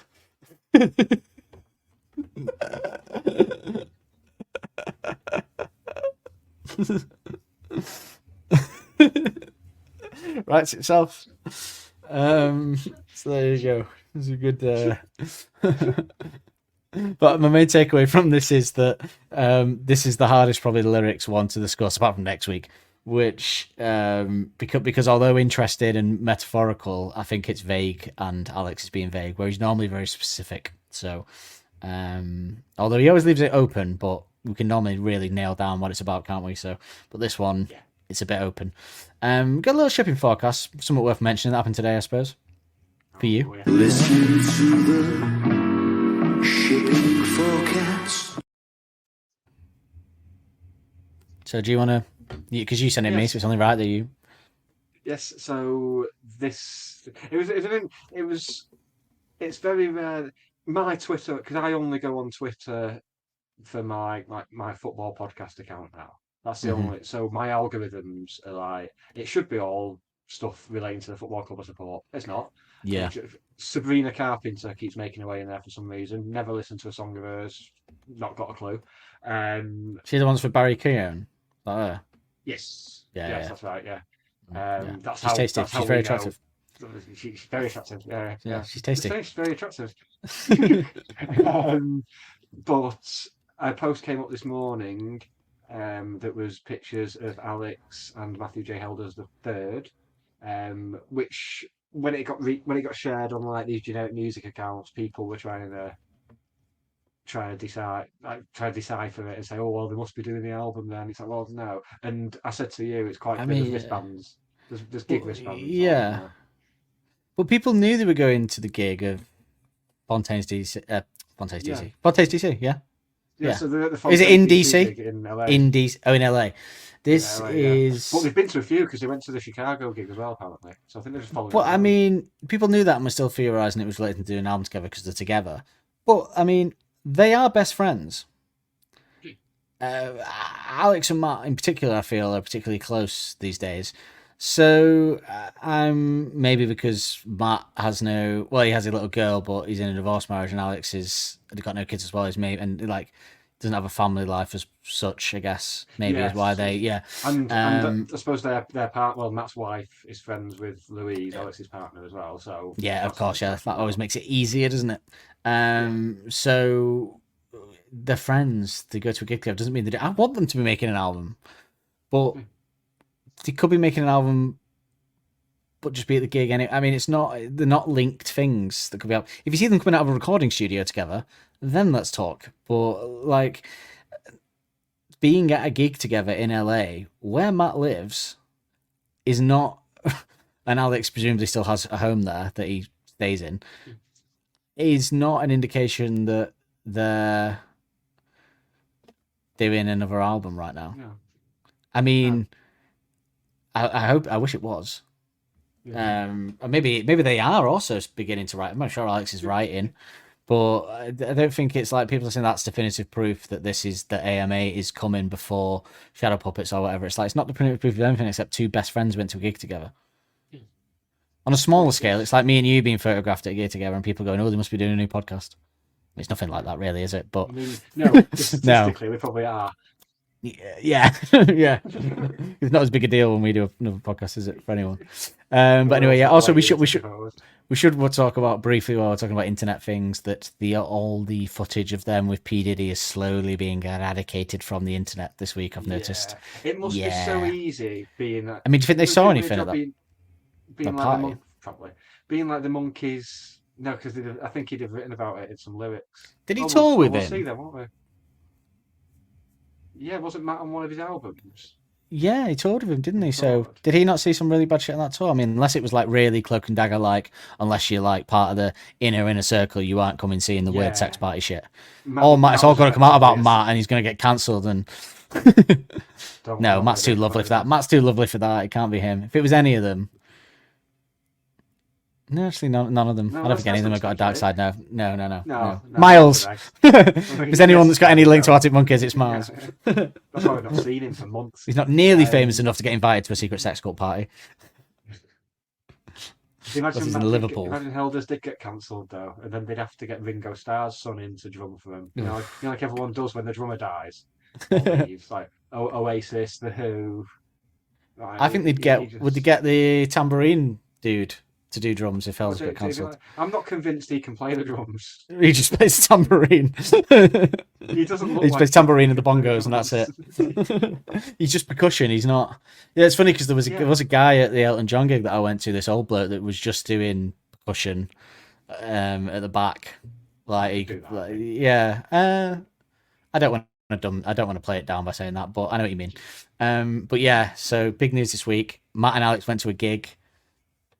And apparently, according to the internet, that means they're doing an album, which, hopefully, but I mean, they are friends. So. Interesting as well, because when we spoke about, I think we spoke a while back, I don't know if it was on here or if it was just when we were messaging each other, but we talked about the choices that they normally make in terms of tour supports, and we were discussing whether some of the bands were picked because the band were a fan of theirs, or if it's just a label thing. But it seems with Fontaines, they've certainly grown to like them.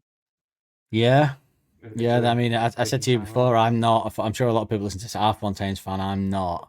So I always find it odd when a band that I love really loves a band that I don't like, because a lot of Alex's influences that Alex has got me into through that association or the band, I have ended up loving. But this is one that I don't like. But I'm not always a fan of that music. I've always said that. People assume I am, but I'm not. I'm just an Arctic Monkeys fan, and I don't think they fall into that category. So, but people always say you like Fontaines because you like Arctic Monkeys, and I go, I don't see the connection. I really don't see the connection. They play guitars. I have not listened. And you know what? I've got nothing against Fontaines. They're a guitar band that are doing commercially well, so I'm happy about that. I think the world needs more of that. They're just not for me, which is fine. I think I said to you before, there's like 3 or 4 songs that I like of theirs, but then again, I've not properly listened since the first album, so I might give the new album a go and see what I think. I'll give you my verdict. I'd love to hear that the fans of Last Dinner Party.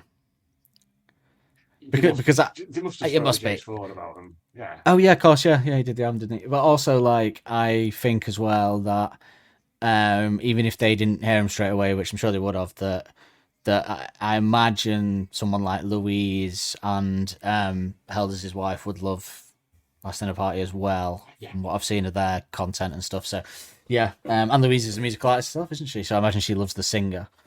Yeah, I'd love to see a connection there. I'd love to see a collab between Last Dinner Party. That would make it. Oh, that would be so good. Or if they like tour open for them on a tour, like in America. Do you know what I mean? Like, to get them an American if the car tour was happening this year, I think they would have been opening. I think that's what. Are they on Domino? It's a shame they're not on Domino. Are they on Domino? Domino? No, they're not, are they? But they should be. Yeah, I don't think they are. I think they're on one of the major labels. That's why they got accused of like the whole industry plant thing. Yeah, not true. I mean, any women that are successful get called industry plants, don't they? Really, in music. Yep. And ironically, the ones that don't get accused of it are the industry plants. Yes, exactly. I mean, they're not fucking like. Records. Yeah. Okay, favorite lyric. Too busy with the mind on clever lines. Try and keep it under 3 hours. Yeah, easy. You know what? Actually, there is a few that I like in this, even though we were a bit fingy about the lyrics. But I have to go with what I would call the most iconic and memorable one, which is, and now I'm out of place and I'm not getting any wiser. I feel like the Sundance Kid behind a synthesizer. But there are some good lyrics in it. I'll give them that. I do like the do you talk the talk or walk the walk, or do you walk the walk or catch the train? I do like that. That's for me, I think. And it is a classic suck it and see Alex line to say, I tried last night to pack away a laugh like a key under the mat, but it never seems to be there when you want it. That is a very Pile Driver Waltz type line. So yeah. Favorite musical moment? Might sound in your ear that make you get up and down. Well, for the second week in a row, I think I have to give the song to Mr. Nick O'Malley. Yeah, I think so as well. Particularly those little flourishes that we didn't notice until we listened to the instrumental version. Who I think won Jeweler's Hands and some of the bass on that, so he could be on a really long run of songs that he's won. Like, I know he didn't win the song with 4 Jeweler's Hands, absolutely not. Helders definitely won that, but the B-sides, I think he won a lot of the B-sides as well, so he's on an excellent run. I got a little quick hot take. Yeah. flicks a red-hot revelation off the tip of a toe. Is this the most underrated song on the album? At first I thought yes, but what I will say is 71.5 million streams on Spotify is nowhere near the least streamed songs on this album.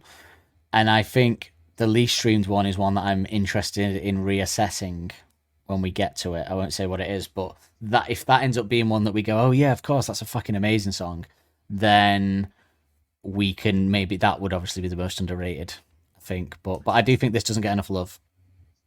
No, especially given it was a single as well.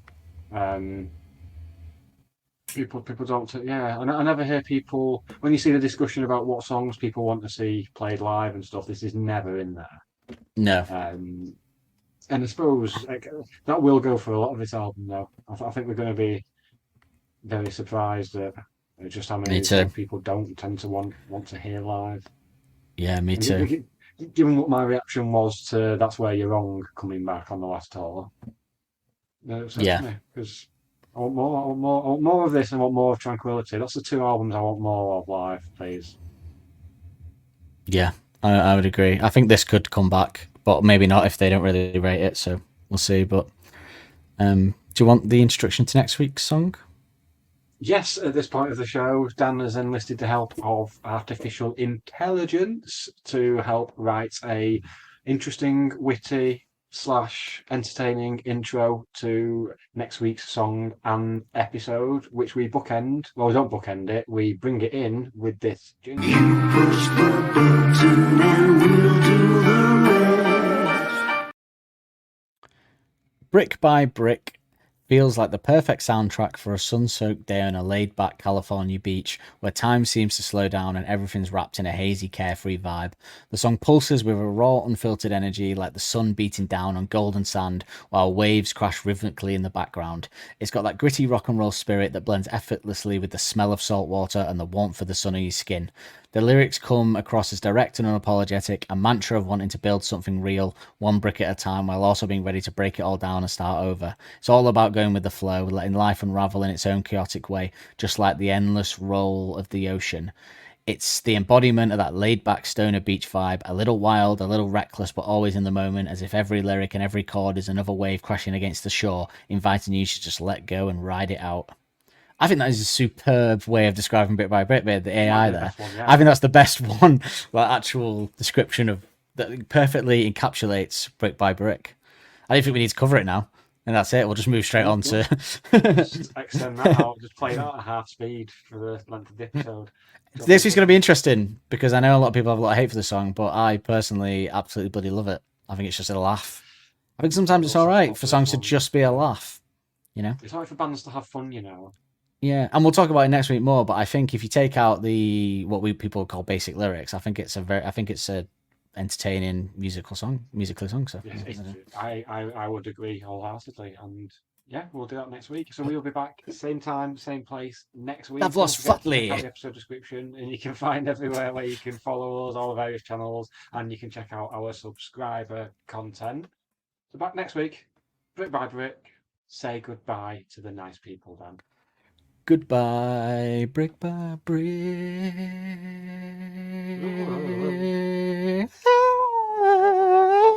Jesus, that's hard. Anyway, inhaler. Like a trap boy. Bye. Don't Believe the Hype is hosted and produced weekly by Nick Lee and Dan Holt. The music used in the titles is royalty-free music courtesy of Les FM. Don't forget to subscribe on your podcast player of choice to be notified every Wednesday when a new episode is released. And if you want to help us out further, be sure to like and review to help make us more visible to like-minded souls. We will see you next week with more of the same.